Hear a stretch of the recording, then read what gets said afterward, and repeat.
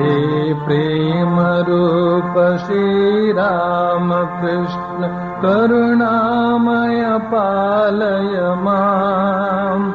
हे प्रेम रूप श्री राम कृष्ण करुणामय पालय माम्। हे दीन बंधु श्री शारदेश मम प्राण प्रिय पाहि माम्। हे दीन बंधु श्री शारदेश मम प्राण प्रिय पाहि माम्। हे प्रेम रूप श्री राम कृष्ण करुणामय पालय माम्। हे प्रेम रूप श्री राम कृष्ण करुणामय पालय माम्। हे दीन बंधु श्री शारदेश मम प्राण प्रिय पाहि माम्। हे दीन बंधु श्री शारदेश मम प्राण प्रिय पाहि माम्। हे प्रेम रूप श्री राम कृष्ण करुणामय पालय माम्। हे प्रेम रूप श्री राम कृष्ण करुणामय पालय माम्। हे दीन बंधु श्री शारदेश मम प्राण प्रिय पाहि माम्। हे दीन बंधु श्री शारदेश मम प्राण प्रिय पाहि माम्। मम प्राण प्रिय पाहि माम्। मम प्राण प्रिय पाहि माम्।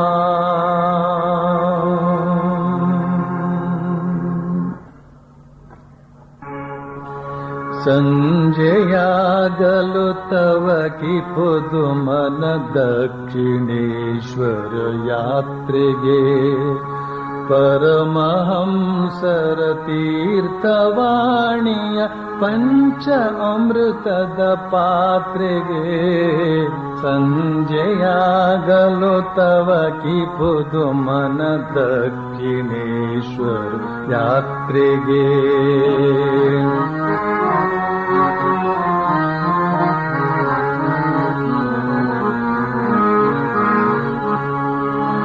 गोप्त दप्तर बರೆಯುತ್ತೀರ್ಪ ಮಹೇಂದ್ರ ಗೋಪ್ತನ ನೋಡುವೆ ಗುಪ್ತ ದಪ್ತರ ಬರೆಯುತ್ತೀರ್ಪ ಮಹೇಂದ್ರ ಗೋಪ್ತನ ನೋಡುವೆ ಪ್ರಶ್ನ ವರ್ಷವ ಕರೆಯುತ್ತೀರ್ಪ ನರೇಂದ್ರ ವಾದವನಾಲಿಕೆ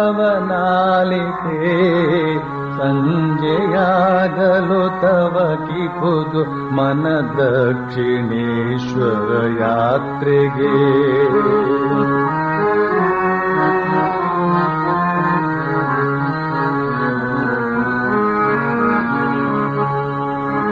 ಅತ್ತ ಕೇಶವ ಚಂದ್ರಸೇನನ ಭಕ್ತಿ ನಮನವ ಕಾಣುವೆ ಅತ್ತ ಕೇಶವ ಚಂದ್ರಸೇನನ ಭಕ್ತಿ ನಮನವ ಕಾಣುವೆ ಇತ್ತ ಮತ್ತ ಗಿರೀಶ ಘೋಷನ ಚಂದ್ರ ಚಿತ್ತದಿ ಕೈಯುವೆ ಸಂಜೆಯಾಗಲು ತವ ಕಿ ಪುದು ಮನ ದಕ್ಷಿಣೇಶ್ವರ ಯಾತ್ರೆಗೆ ಪರಮಹಂಸರ ತೀರ್ಥವಾಣಿಯ ಪಂಚ ಅಮೃತದ ಪಾತ್ರೆಗೆ ಸಂಜೆಯಾಗಲು ತವ ಕಿ ಪುದು ಮನ ದಕ್ಷಿಣೇಶ್ವರ ಯಾತ್ರೆಗೆ ಸಂಜೆಯಾಗಲು ತವ ಕಿ ಪುದು ಮನ ದಕ್ಷಿಣೇಶ್ವರ ಯಾತ್ರೆಗೆ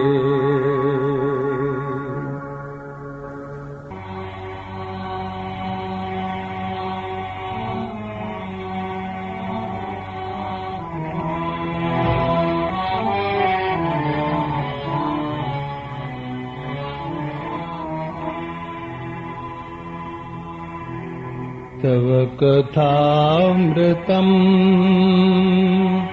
तप्तजीवनम् कविभिरीडितम् कल्मषापहम्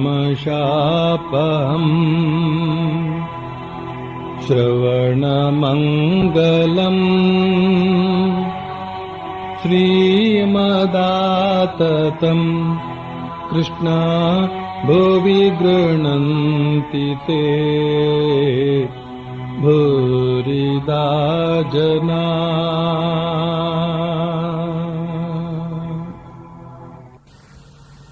ಶ್ರೀರಾಮಕೃಷ್ಣರು ಮುಗುಳ ನಗುತ್ತಾ ಕೇಶವಸೇನಿಗೆ ಹೇಳ್ತಾ ಇದ್ದಾರೆ, ನಿನ್ನ ದೇಹಾರೋಗ್ಯ ಕೆಟ್ಟಿದೆಯಲ್ಲ, ಯಾಕೆ ಹೇಳು? ಇದಕ್ಕೆ ಕಾರಣ ಇದೆ. ನಿನ್ನ ಶರೀರದ ಮೂಲಕ ಅನೇಕ ಭಾವ ಪ್ರವಹಿಸಿ ಹೋಗಿವೆ. ಅದಕ್ಕಾಗಿ ಹೀಗಾಗಿಬಿಟ್ಟಿದೆ. ಭಾವ ಉಂಟಾದಾಗ ಏನೂ ಗೊತ್ತಾಗೋದಿಲ್ಲ. ಬಹಳ ದಿನಗಳಾದ ಮೇಲೆ ಅದು ಶರೀರದ ಮೇಲೆ ಮಾಡಿದ ಆಘಾತ ಅರಿವಿಗೆ ಬರುತ್ತೆ. ನಾನು ನೋಡಿದ್ದೇನೆ, ಗಂಗೆಯಲ್ಲಿ ದೊಡ್ಡ ದೊಡ್ಡ ಜಹಾಜು ಹೋಗೋದನ್ನ. ಅವು ಹೋಗುವ ಸಮಯದಲ್ಲಿ ಗೊತ್ತೇ ಆಗದ ಹಾಗೆ ಹೊರಟು ಹೋಗುತ್ತವೆ. ಆದರೆ ಏನು ಹೇಳಲಿ, ಸ್ವಲ್ಪ ಹೊತ್ತಿನಲ್ಲೇ ಅಲೆ ಬಂದು ಧವಾರ್ ಧವಾರ್ ಅಂತ ರಭಸದಿಂದ ದಡವನ್ನ ಬಡಿಯೋದಕ್ಕೆ ಆರಂಭಿಸುತ್ತವೆ. ಬಹುಶಃ ಆ ಏಟಿಗೆ ದಡದ ಸ್ವಲ್ಪ ಭಾಗ ನೀರಿಗೆ ಕುಸಿದೂ ಬೀಳಬಹುದು ಅಂತ ಹೇಳ್ತಾರೆ ಶ್ರೀರಾಮಕೃಷ್ಣರು. ದೇಹಾರೋಗ್ಯ ಕೆಟ್ಟೋದಕ್ಕೆ, ಕೇಶವಸೇನನ ದೇಹಾರೋಗ್ಯ ಕೆಟ್ಟೋದಕ್ಕೆ ಅವನು ಮಾಡಿದಂಥ ಆಧ್ಯಾತ್ಮಿಕ ಸಾಧನೆಗಳ ಫಲವಾಗಿ ಉದ್ಭವಿಸಿದಂತಹ ಭಾವನೆಗಳು, ಭಾವಾವೇಗಗಳು, ಭಾವಾವೇಶಗಳು, ಅದು ಕೊನೆಯ ವೇಳೆಯಲ್ಲಿ ಈ ಒಂದು ಪರಿಣಾಮವನ್ನು ಉಂಟು ಮಾಡಿವೆ ಅಂತ. ಇದೆಷ್ಟು ಸಹಜ. ನಮ್ಮಲ್ಲೂ ಬಗೆ ಬಗೆಯ ಭಾವಗಳೆಲ್ಲ ಹೇಳೋದಿಲ್ವೇ? ಹೊಟ್ಟೆ ಕಿಚ್ಚೋ ಅದೊಂದು ಭಾವ. ತಗೊಳ್ಳಿ, ಅಲ್ಸರ್. ಹೊಟ್ಟೆ ಕಿಚ್ಚು ಪಟ್ಟದ್ದಕ್ಕೆ ಹೊಟ್ಟೆ ಹುಣ್ಣು. ಅಲ್ಸರ್ ಅಂದ್ರೆ ಹೊಟ್ಟೆ ಹುಣ್ಣು ಅಂತ, ಕರಳು ಹುಣ್ಣು. ಹೊಟ್ಟೆ ಕೆಟ್ಟೋಗ್ಬಿಟ್ಟಿರುತ್ತೆ. ಆಮೇಲೆ ಚಿಂತಾ ಭಾವ. ಏನು ಭಾವ? ಚಿಂತೆ. ಯಾವ ಚಿಂತೆ ಇದು? ಭಗವಂತನ ಚಿಂತೆ ಏನಲ್ಲ. ಆ ಚಿಂತೆ ಮಾಡಿ ಮಾಡಿ ಮಾಡಿ ತಗೋ heart attack, BP, blood pressure ಅಲ್ಲ, ಬ್ಲಡ್ ಪ್ರೆಷರ್ ಅಲ್ಲ, ಅದು ಬ್ಲಡ್ ಪ್ರೆಷರ್. ಸೈಕೋಸೊಮ್ಯಾಟಿಕ್ ಅಂತ ಇಂಗ್ಲಿಷ್ನಲ್ಲಿ ಅದಕ್ಕೆ ಹೆಸರು ಕೊಟ್ಟಿದ್ದಾರೆ. ಮನಸ್ಸು ಶರೀರ ಪರಸ್ಪರ ಸಂಬಂಧವುಳ್ಳದ್ದು. ಮನಸ್ಸಿನಲ್ಲಿ ಉಂಟಾದಂತಹ ಭಾವನೆಗಳು ಶರೀರದ ಮೇಲೆ ಪರಿಣಾಮವನ್ನು ಬೀರುತ್ತವೆ. ಸತ್ಪರಿಣಾಮ, ದುಷ್ಪರಿಣಾಮ. ಇಲ್ಲಿ ಆಧ್ಯಾತ್ಮಿಕ ಭಾವ, ಅದು ಸದ್ಭಾವ. ಆದರೂ ಇವನ ಶರೀರದಲ್ಲಿ ಈ ದುಷ್ಪರಿಣಾಮ ಯಾತಕ್ಕೆ ಉಂಟಾಗಬೇಕು? ಭಗವದ್ಭಾವ ತಾಳಿದ್ರೆ ಈ ಶರೀರ ಆ ರೀತಿಯಲ್ಲಿ ಜರ್ಜರಿತವಾಗಬೇಕು ಯಾಕೆ? ಕೊನೆವರೆಗೂ ಕೂಡ ಆನಂದವಾಗಿ ಸಾಯಬಾರ್ದೆ? ಆನಂದವಾಗಿ ಇದ್ಕೊಂಡು ಶರೀರ ಬಿಟ್ರೆ ಆಹಾ ಏನು ಪುಣ್ಯಾತ್ಮಪ್ಪ, ಭಗವಂತನ ಸ್ಮರಣೆ ಮಾಡಿದ್ದೆ, ಅದಕ್ಕೋಸ್ಕರ ಅಂತ ಸಾವು ಅಂತ ಜನ ಆಡ್ಕೊಳ್ತಾ ಇದ್ರು. ಆದರೆ ಹಾಗಾಗೋದಿಲ್ವಂತೆ. ಆಧ್ಯಾತ್ಮಿಕ ಜೀವನದಲ್ಲಿ ಈ ಭಾವದ ಉಮ್ಮಳ, ಇದಕ್ಕೆ ಈ ಶರೀರ ಜರ್ಜರಿತವಾಗಿ ಹೋಗ್ತಾ ಇರುತ್ತೆ. ಇದೊಂದು ಸಹಜವಾದಂತಹ ಪರಿಣಾಮ. ಇದನ್ನು ದುಷ್ಪರಿಣಾಮ ಅಂತಲೂ ಕರಿಬಾರ್ದು, ಸತ್ಪರಿಣಾಮ ಅಂತಲೂ ಕರಿಬಾರ್ದು. ಇದೊಂದು ಸಹಜ ಪರಿಣಾಮ. ಆ ಶರೀರ ಈ ಭಾವಾವೇಗಗಳನ್ನೆಲ್ಲ ತಡೆದುಕೊಳ್ಳಲಾರದು. ಅದಕ್ಕೋಸ್ಕರವೇ ಭಗವಂತ ಆ ಮಹಾಭಾವವನ್ನು ಕೊಡೋದು ಯಾವಾಗ ಅಂತಂದ್ರೆ, ಇನ್ನು ಸಾಕು ಈ ಜೀವನ ಅಂತ ಅವನಿಗೆ ಅನಿಸಿರ್ಬೇಕು. ಶರೀರದ ಮೇಲೆ ಆಸೆ ಇತ್ತು ಅಂತಂದ್ರೆ ಏನಾಗುತ್ತೆ, ಅರೆ ಸಮಾಧಿ ಸ್ಥಿತಿಯನ್ನೇನೋ ಕೊಟ್ಟ, ಈ ಶರೀರಕ್ಕೆ ಆತಕ್ಕೆ ಈ ದುರ್ಗತಿ ಕೊಟ್ಟ ಅಂತ ಅವನನ್ನ ಬೈಯುವಂತಹ ಪರಿಸ್ಥಿತಿ ಬಂದ್ಬಿಡುತ್ತೆ. ಯಾವಾಗ ಅವನು ಆಧ್ಯಾತ್ಮಿಕ ಸಾಧನೆ ಮಾಡಿ ಮಾಡಿ ನಿಜವಾದ ಅರ್ಥದಲ್ಲಿ ಭಗವದ್ಭಕ್ತನಾಗ್ತಾನೋ, ಮತ್ತೆ ಶರೀರ ಭಾವವನ್ನು ಸ್ವಲ್ಪ ಇಟ್ಕೊಂಡಿರ್ತಾನೋ, ಅಂಥ ವ್ಯಕ್ತಿ ಅಂದ್ರೆ ಆಧ್ಯಾತ್ಮಿಕಲ್ಲಿ ಮುಂದುವರೆದಂತಹ ವ್ಯಕ್ತಿ ಭಗವಂತನ ಬೈದ್ರೆ ಭಗವಂತನಿಗೆ ಬಹಳ ಕಷ್ಟ ಆಗುತ್ತೆ. ನಮ್ಗೆ ಆಗದೇ ಇರುವವರು ನಮ್ಮನ್ನು ಬೈದ್ರೆ ಹೇಗಿದ್ರು ನಮ್ಗೆ ಆಗದೇ ಇರತಕ್ಕಂಥನೋ ಅವ್ನು ಬೈಯೋದೇ ನ್ಯಾಯ ಅಂತ ನಾವು ಸಂತೋಷ ಪಡ್ಕೋತೀವ, ಇನ್ನೂ ಬೈಲಿ ಅವನು. ಆದ್ರೆ ನಮಗೆ ಬೇಕಾಗೋರು, ನಮ್ಮ ಮೇಲೆ ವಿಶ್ವಾಸ ಪಾತ್ರರು, ನಮ್ಮನ್ನು ಕಂಡ್ರೆ ತುಂಬಾ ಪ್ರೀತಿ ಅಂತ ಹೇಳ್ಕೊಂಡಿದ್ದವರು ಏನಾದ್ರು ಒಂದು ಮಾತಾಡ್ತು ಅಂತ ಹೇಳಿ ನಮ್ಗೆ ತಡ್ಕೊಳಕ್ಕಾಗೋದಿಲ್ಲ. ಹಾಗೆ ಭಗವಂತ ಕೂಡ ಇಲ್ಲಿ ಸ್ವಲ್ಪ ತಡ್ಕಾಡ್ತಾನೆ. ಆದ್ರಿಂದ ಭಗವಂತ ಆ ಒಂದು ಮಹಾಭಾವವನ್ನ, ಸಮಾಧಿಗೆ ಬೇಕಾದಂತಹ ಮಹಾಭಾವವನ್ನ ಅಥವಾ ಭಾವ ಸಮಾಧಿಯನ್ನು ಯಾವಾಗ ಕೊಡ್ತಾನೆ ಅಂತಂದ್ರೆ, ಈ ಶರೀರ ಸಾಕು, ಈ ಶರೀರದ ಒಳಗಡೆ ಇರತಕ್ಕಂಥ ಆನಂದವೇ ಬೇಕು ಅಂತ ಅವನು ತೀರ್ಮಾನವಾಗಿ ಹೇಳಬೇಕು. ಅದಕ್ಕೋಸ್ಕರವೇ ನರೇಂದ್ರನಿಗೆ ಶ್ರೀರಾಮಕೃಷ್ಣರು ಆಧ್ಯಾತ್ಮಿಕ ಅನುಭವವನ್ನು ಮಾಡಿಕೊಟ್ಟಾಗ ಅವನು ಕಕ್ಕಾಬಿಕ್ಕಿಯಾಗಿ ಏನು ಹೇಳ್ದ, ಏನ್ ಮಾಡ್ತಾ ಇದ್ದೀರಿ ನನಗೆ ನೀವು? ನನಗೆ ತಂದೆ ತಾಯಿಗಳಿದ್ದಾರೆ ಮನೆಯಲ್ಲಿ. ಶ್ರೀರಾಮಕೃಷ್ಣರು ಕೊಟ್ಟದ್ದು ದಿವ್ಯವಾದ ಆಧ್ಯಾತ್ಮಿಕ ಅನುಭವ. ಯಾವ ಆನಂದವನ್ನ, ಆ ಅನುಭವ ಆನಂದವನ್ನ ಸಾಮಾನ್ಯ ಜನರು ವರ್ಷಗಟ್ಟಲೆ ಜನ್ಮಗಟ್ಟಲೆ ತಪಸ್ಸು ಮಾಡಿ ಪಡೆಯಬಹುದೋ ಅಂಥದ್ದನ್ನ ಶ್ರೀರಾಮಕೃಷ್ಣರು ಕರುಣೆಯಿಂದ, ಪ್ರೀತಿಯಿಂದ, ಸ್ಪರ್ಶ ಮಾತ್ರದಿಂದ ಕೊಟ್ಟರೂ ಕೂಡ ಈತ ಏನು ಹೇಳ್ತಾ ಇದ್ದಾನೆ, ನನಗೆ ತಂದೆ ತಾಯಿಗಳಿದ್ದಾರೆ ಅಂದ್ರೆ ಇವನು ಸಿದ್ಧನಾಗಿಲ್ಲ. ತಾನು ತನ್ನದು, ತನ್ನ ಮನೆ, ತನ್ನ ತಂದೆ, ತನ್ನ ತಾಯಿ, ಅದೇ ಹೆಚ್ಚಾಯ್ತು ಅವನಿಗೆ. ಈ ಭಗವದ್ ಆನಂದಕ್ಕಿಂತಲೂ ಅವನಿಗೆ ಅದೇ ಹೆಚ್ಚಾಗ್ಬಿಡ್ತು. ಆಮೇಲೆ ಅವನು ಸಿದ್ಧನಾದ, ಅಂದ್ರೇನೋ ತಯಾರಾದ, ಆಧ್ಯಾತ್ಮಿಕ ಅನುಭವಗಳನ್ನು ಪಡೆಯೋದಕ್ಕೆ ತಯಾರಾದ. ನನಗೆ ಆ ನಿರ್ವಿಕಲ್ಪ ಸಮಾಧಿಯ ಸುಖವನ್ನು ಒದಗಿಸಿಕೊಡಿ ಅಂತ ಅವನೇ ಕೇಳಿಕೊಂಡ. ಆಗ ಶ್ರೀರಾಮಕೃಷ್ಣ ಏನು ಹೇಳ್ತಾರೆ, ಹೋಗು ಮನೆಗೆ ಹೋಗಿ ಏನೇನು ವ್ಯವಸ್ಥೆ ಬೇಕೋ ಅದನ್ನೆಲ್ಲ ಮಾಡಿಬಿಟ್ಟು ಬಾ.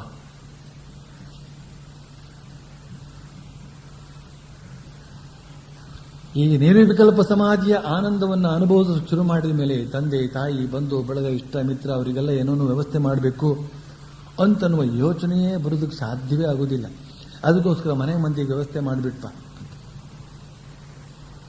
ಆದ್ರಿಂದ ಈ ಮುಕ್ತಿಯ ಆನಂದ, ಮೋಕ್ಷದ ಆನಂದ ಅಥವಾ ಸಮಾಧಿಯ ಆನಂದ ಅಂತ ಅನ್ನೋದು ಬೇಕಾಗತ್ತೆ. ಬೇಕು ಅಂತ ನಾವೇನೋ ಹೇಳ್ತೀವಿ, ಚೆನ್ನಾಗಿರುತ್ತಂತೆ, ನಮಗೊಂದು ಸ್ವಲ್ಪ ಇರಲಿ ಅಂತ ಎಲ್ಲರೂ ಹೇಳೋದು ಸ್ವಾಭಾವಿಕವೇ ಅದು. ಅದಕ್ಕೆ ನಾವು ಸಿದ್ಧರಾಗಿದ್ದೇವೆಯೇ, ಮಾನಸಿಕವಾಗಿ ಸಿದ್ಧರಾಗಿದ್ದೇವೆಯೇ? ಈ ಒಂದು ಸಾಮಾನ್ಯವಾದಂತಹ ಶರೀರಂ ಇದಂ ಶರೀರಂ ವ್ಯಾಧಿ ಮಂದಿರಂ. ಆದರೆ ದೇಹೋ ದೇವಾಲಯ ಪ್ರೋಕ್ತ ಅಂತ ಹೇಳ್ತಕ್ಕಂಥ ಮಾತು ಕೂಡ ಇದೆ, ಇಲ್ಲ ಅಂತಲ್ಲ. ಯಾಕೆಂತಂದ್ರೆ ದೇವರು ವಾಸವಾಗಿದ್ದಾನೆ ಇಲ್ಲಿ, ಅದು ಬೇರೆ ಭಾವ, ಇದು ಬೇರೆ ಭಾವ. ಜನ್ಮ ಮೃತ್ಯು ಜರ ರೋಗ ದುಃಖ ದೋಷಾನುದರ್ಶನಂ ಅಂತ ಏನು ಕೃಷ್ಣ ಹೇಳ್ತಾನೆ ಭಗವದ್ಗೀತೆಯಲ್ಲಿ. ಹುಟ್ಟಬೇಕು, ವೃದ್ಧಾಪ್ಯವನ್ನು ಅನುಭವಿಸಬೇಕು, ರೋಗವನ್ನು ಅನುಭವಿಸಬೇಕು, ಮರಣವನ್ನು ಅನುಭವಿಸಬೇಕು. ಇದು ತಪ್ಪಿದ್ದಲ್ಲ ಅಂತ ಅನ್ನೋದನ್ನು ದಿನ ಭಾವಿಸು, ಅನುದಿನವೂ ಭಾವಿಸು. ಇದೊಂದು ದೋಷ, ಈ ಶರೀರಕ್ಕೆ ಇರತಕ್ಕಂಥ ದೋಷ. ಇದನ್ನು ಭಾವಿಸ್ತಾ ಇರಬೇಕು, ಯಾರಿಗೂ ತಪ್ಪಿದ್ದಲ್ಲ, ನನಗೂ ತಪ್ಪಿದ್ದಲ್ಲ ಅಂತ ಶರೀರ ಇದು. ಆದರೆ ನಾವು ಇದನ್ನೇ ಸ್ವಲ್ಪ ಚೊಕ್ಕಟಗೊಳಿಸ್ಕೊಂಡು ಸ್ನಾನ ಗೀನ ಮಾಡಿ ಪೌಡರ್ ಗಿೌಡರ್ ಹಾಕ್ಕೊಂಡು, ಆಮೇಲೆ ಸುವಾಸನೆ ಇತ್ಯಾದಿ ತೈಲಗಳನ್ನೆಲ್ಲ ಹಾಕ್ಕೊಂಡು, ಅದು ಕೊನೆಗೆ ಆ ಒಳಗಡೆ ಬೆವರು ವಾಸನೆ ಈ ವಾಸನೆ ಎಲ್ಲ ಸೇರಿ ಕಮಟು ವಾಸನೆ ಬಂದು ಬಾಕಿ ಉಳಿದವರಿಗೆಲ್ಲ ಮರಣ ಯಾತನೆ ಕೊಟ್ಟು,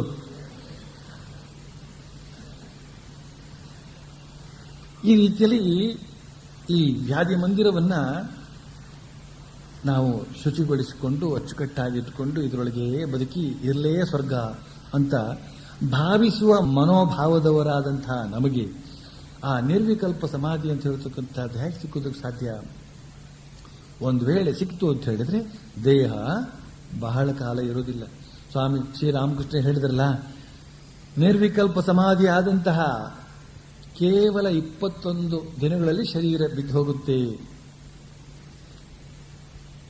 ಆ ರೀತಿಯಲ್ಲಿ ನೋಡಿದ್ರೆ ಕೇಶವಚಂದ್ರ ಸೇನಿಗೆ ಆದಂತಹ ಆ ಭಾವ ಪ್ರವಾಹ ಅಂತ ಹೇಳ್ತಕ್ಕಂಥದ್ದು ಕಡಿಮೆ. ಯಾಕಂದ್ರೆ ಇನ್ನೂ ಇದ್ದಾನ ನೋಡಿ ಅವನು, ಬಹಳ ದಿನಗಳವರೆಗೆ ಇದ್ದು ಮಕ್ಕಳಿಗೆಲ್ಲ ಮದುವೆ ಮಾಡಿಸಿ 8ನೇ ಮಗು 9ನೇ ಮಗು ಅವನಿಗೆ. ಈ ರೀತಿಯಲ್ಲಿ ಅವನು ಬದುಕೋದಕ್ಕೆ ಸಾಧ್ಯ ಆದದಕ್ಕೆ ಕಾರಣ ಏನಪ್ಪ ಅಂದ್ರೆ ಅವನ ಭಾವ ಅಷ್ಟು ತೀವ್ರವೇನೂ ಆಗಿರಲಿಲ್ಲ ಅಂತ. ತೀವ್ರವಾದ ಭಾವ ಏನಾದರೂ ಬಂದುಬಿಟ್ಟಿದ್ರಿ ಅಂದ್ರೆ ಸಮಾಧಿ ಭಾವ ಅಥವಾ ಭಾವ ಸಮಾಧಿ ಅದೇನಾದರೂ ಬಂದಿದ್ರೆ 21 ದಿನಗಳಲ್ಲಿ ಶರೀರ ಬಿದ್ದು ಹೋಗಬೇಕಾಗಿತ್ತು. ಶರೀರವನ್ನೇ ಬೀಳಿಸುವಂತಹ ಅನುಭವ ಇದು. ಶರೀರವನ್ನು ಬಾಳಿಸುವ ಅನುಭವ ಅಲ್ಲ. ಶರೀರವನ್ನು ಬಾಳಿಸಬೇಕಾದ್ರೆ ಮನಸ್ಸನ್ನು ಶರೀರದಲ್ಲಿ ಇಡಬೇಕು. ನಾನು ಚೆನ್ನಾಗಿದ್ದೇನೆ, ನನ್ನ ನರನಾಡಿಗಳೆಲ್ಲ ಗಟ್ಟಿಮುಟ್ಟಾಗಿವೆ, ನನ್ನ ಮಾಂಸಖಂಡಗಳೆಲ್ಲ ಬಲಿಷ್ಠವಾಗಿವೆ, ನಾನು ಆನಂದವಾಗಿದ್ದೇನೆ, ನಾನು ಆರೋಗ್ಯವಾಗಿದ್ದೇನೆ ಅಂತ ಭಾವಿಸಬೇಕು. ಆ ರೀತಿಯ ಸಲಹೆಗಳನ್ನು ಕೊಡ್ತಾರೆ, ಆಟೋ ಸಜೆಷನ್ ಅಂತ. ತಮಗೆ ತಾವೇ ಸಲಹೆಯನ್ನು ಕೊಟ್ಕೊಳ್ತಕ್ಕಂಥ ರಾತ್ರಿಯ ಮಲಗುವಾಗ. ಆ ಮನಸ್ಸಿಗೆ ಅಂತಹ ಶಕ್ತಿ. ಮನಸ್ಸು ಮತ್ತು ಶರೀರ ಎರಡು ಒಂದೇ. ಮನಸ್ಸು ಅಂತ ಹೇಳ್ತಕ್ಕಂಥದ್ದು ಶರೀರದ ಸೂಕ್ಷ್ಮ ರೂಪ, ಶರೀರ ಅಂತ ಹೇಳ್ತಕ್ಕಂಥದ್ದು ಮನಸ್ಸಿನ ಸ್ಥೂಲ ರೂಪ. ಇದನ್ನ ಆಧುನಿಕ ವಿಜ್ಞಾನಿಗಳು ಒಪ್ಪಿಕೊಳ್ಳುವಂತಹ ಸ್ಥಿತಿಗೆ ಬಂದಿದ್ದಾರೆ. ಇದನ್ನು ಮೊದಲೇ ಕಂಡು ಹುಡುಕಿ ಇಡಲಾಗಿದೆ. ಆದ್ರಿಂದ ಮನಸ್ಸನ್ನು ಚಂದಗೊಳಿಸಿದರೆ ಶರೀರ ಚೆನ್ನಾಗಾಗುತ್ತೆ, ಶರೀರವನ್ನು ಚಂದಗೊಳಿಸಿದರೆ ಮನಸ್ಸು ಚೆನ್ನಾಗಾಗುತ್ತೆ. ಅದಕ್ಕೋಸ್ಕರವೇ ಸ್ನಾನ, ಕಾಲಕೂಟ, ನಿಯತಾಹಾರ, ಕ್ಲುಪ್ತವಾದಂತಹ ಆಹಾರ, ಶುಚಿಯಾದಂತಹ ಆಹಾರ, ಶುಚಿಯಾದಂತಹ ಉಡುಗೆ ತೊಡುಗೆಗಳು, ಇದೆಲ್ಲ ಯಾತಕ್ಕೆ ವ್ಯವಸ್ಥೆ ಮಾಡಿದ್ದು ಅಂದ್ರೆ ಆ ಮನಸ್ಸನ್ನ ಅಂದಗೊಳಿಸುವುದಕ್ಕೆ, ಮನಸ್ಸನ್ನ ಚಂದಗೊಳಿಸುವುದಕ್ಕೆ, ಮನಸ್ಸನ್ನ ಉಲ್ಲಾಸಮಯವಾಗಿಸುವುದಕ್ಕೆ. ಮನಸ್ಸನ್ನು ಉಲ್ಲಾಸಮಯವಾಗಿಸಬೇಕಾದ್ರೆ ಶರೀರವನ್ನು ಉಲ್ಲಾಸಮಯವಾಗಿಸಬೇಕಾದ್ರೆ ಮನಸ್ಸಿಗೆ ಮನೋಹರವಾದಂತಹ ವಿಚಾರಗಳನ್ನೇ ತಿಳಿಸ್ತಾ ಇತ್ತು ಅಂತ ಹೇಳಿದ್ರೆ, ಈಗ ಗರ್ಭಿಣಿ ಸ್ತ್ರೀಯರಿಗೆ, ರೋಗಿಗಳಿಗೆ, ತೀವ್ರವಾದಂತಹ ರೋಗದಂತ ನರಳುತ್ತಿದ್ದವರಿಗೆ, ಭಯವನ್ನು ಉತ್ಪಾದನೆ ಮಾಡತಕ್ಕಂಥ, ಉದ್ವೇಗವನ್ನು ಉಂಟು ಮಾಡತಕ್ಕಂಥ ವಿಚಾರಗಳನ್ನೆಲ್ಲ ಹೇಳಲೇಬಾರದು. ಅವರು ಅಂತಹ ಕಾದಂಬರಿಗಳನ್ನೆಲ್ಲ ಓದಲೇಬಾರದು. ಪತ್ತೆದಾರಿ ಕಾದಂಬರಿ ಅಂತಲೂ ಓದಲೇಬಾರದು. ಯಾತಕ್ಕೆ? ಆ ಮನಸ್ಸಿನ ಮೇಲೆ ಉಂಟಾಗತಕ್ಕಂತಹ ಪರಿಣಾಮ ಶರೀರದ ಮೇಲೆ ಬೀಳುತ್ತೆ, ಶರೀರದ ಒಳಗಡೆ ಇರತಕ್ಕಂತಹ ಮಗುವಿನ ಮೇಲೂ ಆಗುತ್ತೆ ಇತ್ಯಾದಿ. ಹಾಗೆ ಶರೀರ ಮನಸ್ಸಿಗೆ ಇರತಕ್ಕಂತಹ ನಿಕಟ ಸಂಬಂಧವನ್ನು ನಾವು ಭಾವಿಸಿ ತಿಳ್ಕೊಳ್ಬೇಕು. ಈಗ ಈ ಶರೀರ ಅಂತ ಇರತಕ್ಕಂಥದ್ದು ಆರೋಗ್ಯವಾಗಿ ಇದ್ದುಕೊಂಡು ಕೊನೆಗೆ ಅದು ಮುಗಿಬೇಕು ಅಂತ ಅಪೇಕ್ಷೆ ಇರೋರು ಶರೀರದ ಮೇಲೆ ಇಡಬೇಕು ಆ ಮನಸ್ಸನ್ನ. ಆದರೆ ಶ್ರೀರಾಮಕೃಷ್ಣರು ಏನು ಹೇಳ್ಕೊಟ್ಟಿದ್ದಾರೆ, ನಿಮ್ಮ ಕಾಯಿಲೆ ನೀವು ವಾಸಿ ಮಾಡ್ಕೊಳ್ಬಹುದು ಅಂತ ಅವರ ಭಕ್ತರು ನರೇಂದ್ರಾದಿಗಳು ಕೂಡ ಹೇಳ್ತಾರೆ. ಅದು ಹೇಗೆ ಅಂತ ಶ್ರೀರಾಮ್, ನಿಮ್ಮ ಮನಸ್ಸನ್ನು ಸ್ವಲ್ಪ ದೇಹದ ಕಡೆ ತಿರುಗಿಸಿದ್ರಾಯ್ತು, ಚೆನ್ನಾಗಾಗುತ್ತದು. ಆಗ ಶ್ರೀರಾಮಕೃಷ್ಣ ಹೇಳ್ತಾರೆ, ಏನ್ ಮಾತು ಹೇಳ್ತಾ ಇದ್ದೀರಿ ನೀವೆಲ್ಲ? ನಾನು ಜಗನ್ಮಾತೆಗೆ ಕೊಟ್ಟಂತಹ ಮನಸ್ಸಿದೆ, ಮತ್ತೆ ಅದನ್ನು ನಾನು ದೇಹದ ಮೇಲಿಡ್ಲೆ, ಕೊಟ್ಟದ್ದನ್ನು ನಾನು ಮತ್ತೆ ತೆಗೆದುಕೊಳ್ಳೆ, ಕೊಟ್ಟದ್ದನ್ನು ಕಿತ್ಕೊಳ್ಳಾರೆ. ನಾನು ಅರ್ಪಣೆ ಮಾಡಿದ್ದದು, ಬರೀ ಕೊಟ್ಟದ್ದು ಮಾತ್ರ ಅಲ್ಲ, ಭಗವತಿಯ ಪಾದ ಪದ್ಮಗಳಿಗೆ ಭಕ್ತಿಯಿಂದ ಅರ್ಪಣೆ ಮಾಡಿದಂತಹದ್ದು. ಅದನ್ನು ನಾನು ವಾಪಸ್ ತೆಗೆದುಕೊಂಡು ಈ ಎಂದಾದರೂ ಒಂದು ದಿನ ಬಿದ್ದು ಹೋಗಲೇಬೇಕಾದಂತಹ ಈ ಶರೀರದ ಮೇಲೆ ಇಡಬೇಕೆ? ಅಂತಹ ಮಾತುಗಳು ನೋಡಿ. ಶರೀರದ ಮೇಲೆ ಮನಸ್ಸನ್ನು ಇಡುವುದು ಬೇಡ, ಮನಸ್ಸನ್ನ ನನ್ನೊಳಗೆ ಪ್ರವೇಶಿಸು ಅಂತ ಭಕ್ತಿ ಯೋಗದಲ್ಲಿ ನೀವಾಗಲೇ ಕೇಳಿದ್ದೀರಿ. ಶ್ರೀಕೃಷ್ಣ ಭಕ್ತಿ ಯೋಗದಲ್ಲಿ ಎಷ್ಟೊಂದು ಸತ್ಯ ಹೇಳಿದ್ದಾನೆ. ಮಯ್ಯಾವೇಶ್ಯ ಮನೋಯೇ ಮಾಂ ನಿತ್ಯಯುಕ್ತ ಉಪಾಸತೆ. ಯಾರು ತಮ್ಮ ಮನಸ್ಸನ್ನು ನನ್ನೊಳಗೆ ಪ್ರವೇಶಿಸಿ ಧ್ಯಾನ ಮಾಡ್ತಾರೋ, ಮನಸ್ಸನ್ನ ದೇವರೊಳಗೆ ಪ್ರವೇಶ ಮಾಡಿಸ್ಬೇಕು. ಆಗ ಈ ದೇಹ ಅಂತ ಹೇಳ್ತಕ್ಕಂಥದ್ದು ಹೇಗೆ ಉಳಿಯಕ್ಕಾಗುತ್ತೆ? ಈಗೆಲ್ಲ ಬಗೆಯ ತೊಂದರೆಗಳು ಆಗ ಬಂದೇ ಬರುತ್ತವೆ. ಯಾವಾಗ ನಾವು ಮನೆಯಲ್ಲಿಗೆ ಬಾಡಿಗೆದಾರರು ಯಾರು ಇರೋದಿಲ್ವೋ, ಚಂದ ಮಾಡಿ ಮನೆ ಕಟ್ಟಿ ವರ್ಷಗಟ್ಟಲೆ ಅವರಿಗೆ ಯಾರು ವಾಸವಾಗಿಲ್ಲದೆ ಇತ್ತು ಅಂತಂದ್ರೆ ಒಂದೊಂದೇ ಬಿದ್ದುಕೊಂಡು ಬರ್ತಾ ಇರುತ್ತೆ. ಹಾಗೆ ಯಾವಾಗ ನಾವು ಮನಸ್ಸನ್ನು ಶರೀರದ ಕಡೆಗೆ ಕೊಡೋದಿಲ್ವೋ ಅದು ಮೆಲ್ಲನೆ ಬಿದ್ದು ಹೋಗ್ತಾ ಇರುತ್ತೆ. ಆದ್ರಿಂದ ಈ ಒಂದು ಪರಿಣಾಮ ಇಲ್ಲಿ ಉಂಟಾಗಿದೆ ಅಂತ ಆ ದೋಣಿ ನದಿಯಲ್ಲಿ ಹೋಗ್ತಕ್ಕಂಥ ಉದಾಹರಣೆಯನ್ನು ಕೊಟ್ಟು ಹೇಳ್ತಾರೆ. ಬಳಿಕ ಇನ್ನೊಂದು ಉದಾಹರಣೆ ಕೊಡ್ತಾರೆ. ಆನೆ ಗುಡಿಸಲನ್ನ ಒಳ ಹೊಕ್ಕರೆ ಒಳಗೆಲ್ಲ ಹಾವಳಿ ಮಾಡಿ ಕೊನೆಗೆ ಅದನ್ನು ಉರುಳಿಸಿ ಚೂರು ಮಾಡಿ ಬಿಡುತ್ತೆ. ಹಾಗೆಯೇ ಭಾವವೆಂಬ ಆನೆ ಈ ದೇಹವನ್ನ ಪ್ರವೇಶಿಸಿ ಅದನ್ನ ಚೂರು ಚೂರು ಮಾಡಿಬಿಡುತ್ತೆ. ನಿಜವಾಗಿ ಏನಾಗುತ್ತೆ ಗೊತ್ತೇ, ಮನೆಗೆ ಬೆಂಕಿ ಹೊತ್ತುಕೊಂಡಾಗ ಮೊದಲು ಮನೆಯೊಳಗಿನ ಕೆಲವು ವಸ್ತುಗಳು ಉರಿದು ಹೋಗೋದಕ್ಕೆ ಆರಂಭಿಸುತ್ತೆ. ಬಳಿಕ ದೊಡ್ಡ ಲಂಕಾಧಾನವೇ ಆರಂಭವಾಗುತ್ತೆ. ಅದೇ ರೀತಿ ಜ್ಞಾನಾಗ್ನಿ ಅಂತ ಹೇಳ್ತಕ್ಕಂಥದ್ದು ಒಳಗಡೆ ಉರಿಯೋದಕ್ಕೆ ಶುರುವಾದಾಗ ಮೊದಲು ಕಾಮ ಕ್ರೋಧ ಮೊದಲಾದ ರಿಪುಗಳನ್ನ ನಾಶ ಮಾಡಿಬಿಡುತ್ತವೆ. ಬಳಿಕ ಅಹಂಬುದ್ಧಿಯನ್ನು ನಾಶ ಮಾಡಿಬಿಡುತ್ತವೆ. ಅನಂತರ ಈ ದೇಹದಲ್ಲಿ ಒಂದು ದೊಡ್ಡ ತುಮುಲ ಹೇಳುತ್ತೆ ಅಂತ. ಬಳಿಕ ಹೇಳ್ತಾರೆ, ನೀನು ಭಾವಿಸಿಕೊಳ್ಬಹುದು ಎಲ್ಲ ಮುಗಿದೋಯ್ತು ಅಂತ. ಆದರೆ ಭಗವಂತ ರೋಗದ ಸಿಲ್ಕು ಒಂದು ಕಿಂಚಿತ್ತು ಇರುವವರೆಗೂ ನಿನ್ನನ್ನ ಬಿಟ್ಟುಕೊಡಲಲ್ಲ. ಆಸ್ಪತ್ರೆಗೆ ಹೋಗಿ ದಾಖಲಾದ್ರೆ ಅಲ್ಲಿಂದ ಸುಮ್ಮನೆ ಬಂದ್ಬಿಡೋದಕ್ಕಾಗೋದಿಲ್ಲ. ರೋಗದ ಕೊಸರು ಸ್ವಲ್ಪ ಇರುವವರೆಗೂ ಡಾಕ್ಟರ್ ನಿನ್ನನ್ನು ಬಿಟ್ಕೊಡೋದಿಲ್ಲ. ಆಸ್ಪತ್ರೆಗೆ ಹೋಗಿ ಯಾಕೆ ದಾಖಲಾದೆ ಮತ್ತೆ? ಈ ಪ್ರಪಂಚಕ್ಕೆ ಬರೋದೇ ಆಸ್ಪತ್ರೆಗೆ ಬಂದ ಹಾಗೆ. ರೋಗ ಅಂತಂದ್ರೆ ಕಾಮನೆಗಳು ಭಯಂಕರವಾದಂತಹ ಕಾಮನೆಗಳು. ಅದೇ ಕಾಮಾಲೆ ರೋಗ. ಈ ರೋಗ ಅಂತ ಹೇಳ್ತಕ್ಕಂಥದ್ದು ಇರುವವರೆಗೆ ಈ ಶರೀರ ಅಂತ ಹೇಳ್ತಕ್ಕಂಥದ್ದು ಇಲ್ಲೇ ಇದ್ದು ಬಗೆ ಬಗೆಯ ಪರಿಪಾಠನ ಅನುಭವಿಸಿ ಸಾಕು ಸಾಕು ಸಾಕು ಸಾಕು ಅಂತನ್ನುವ ಭಾವನೆ ಬಂದು ಭಗವದ್ಭಾವ ಅಂತ ಹೇಳ್ತಕ್ಕಂಥದ್ದು ತುಂಬಿದಾಗ ಲೌಕಿಕ ಭಾವ ಹೋಗಬೇಕು, ಭಗವದ್ಭಾವ ತುಂಬಬೇಕು. ಲೌಕಿಕ ಭಾವ ಹೋಗಬೇಕು, ಭಗವದ್ಭಾವ ತುಂಬಬೇಕು. ಭಗವದ್ಭಾವ ನಮ್ಮಲ್ಲಿ ತುಂಬಿದಾಗ ನಾವು ಆರೋಗ್ಯವಂತರಾದವು ಅಂತ ಅರ್ಥ.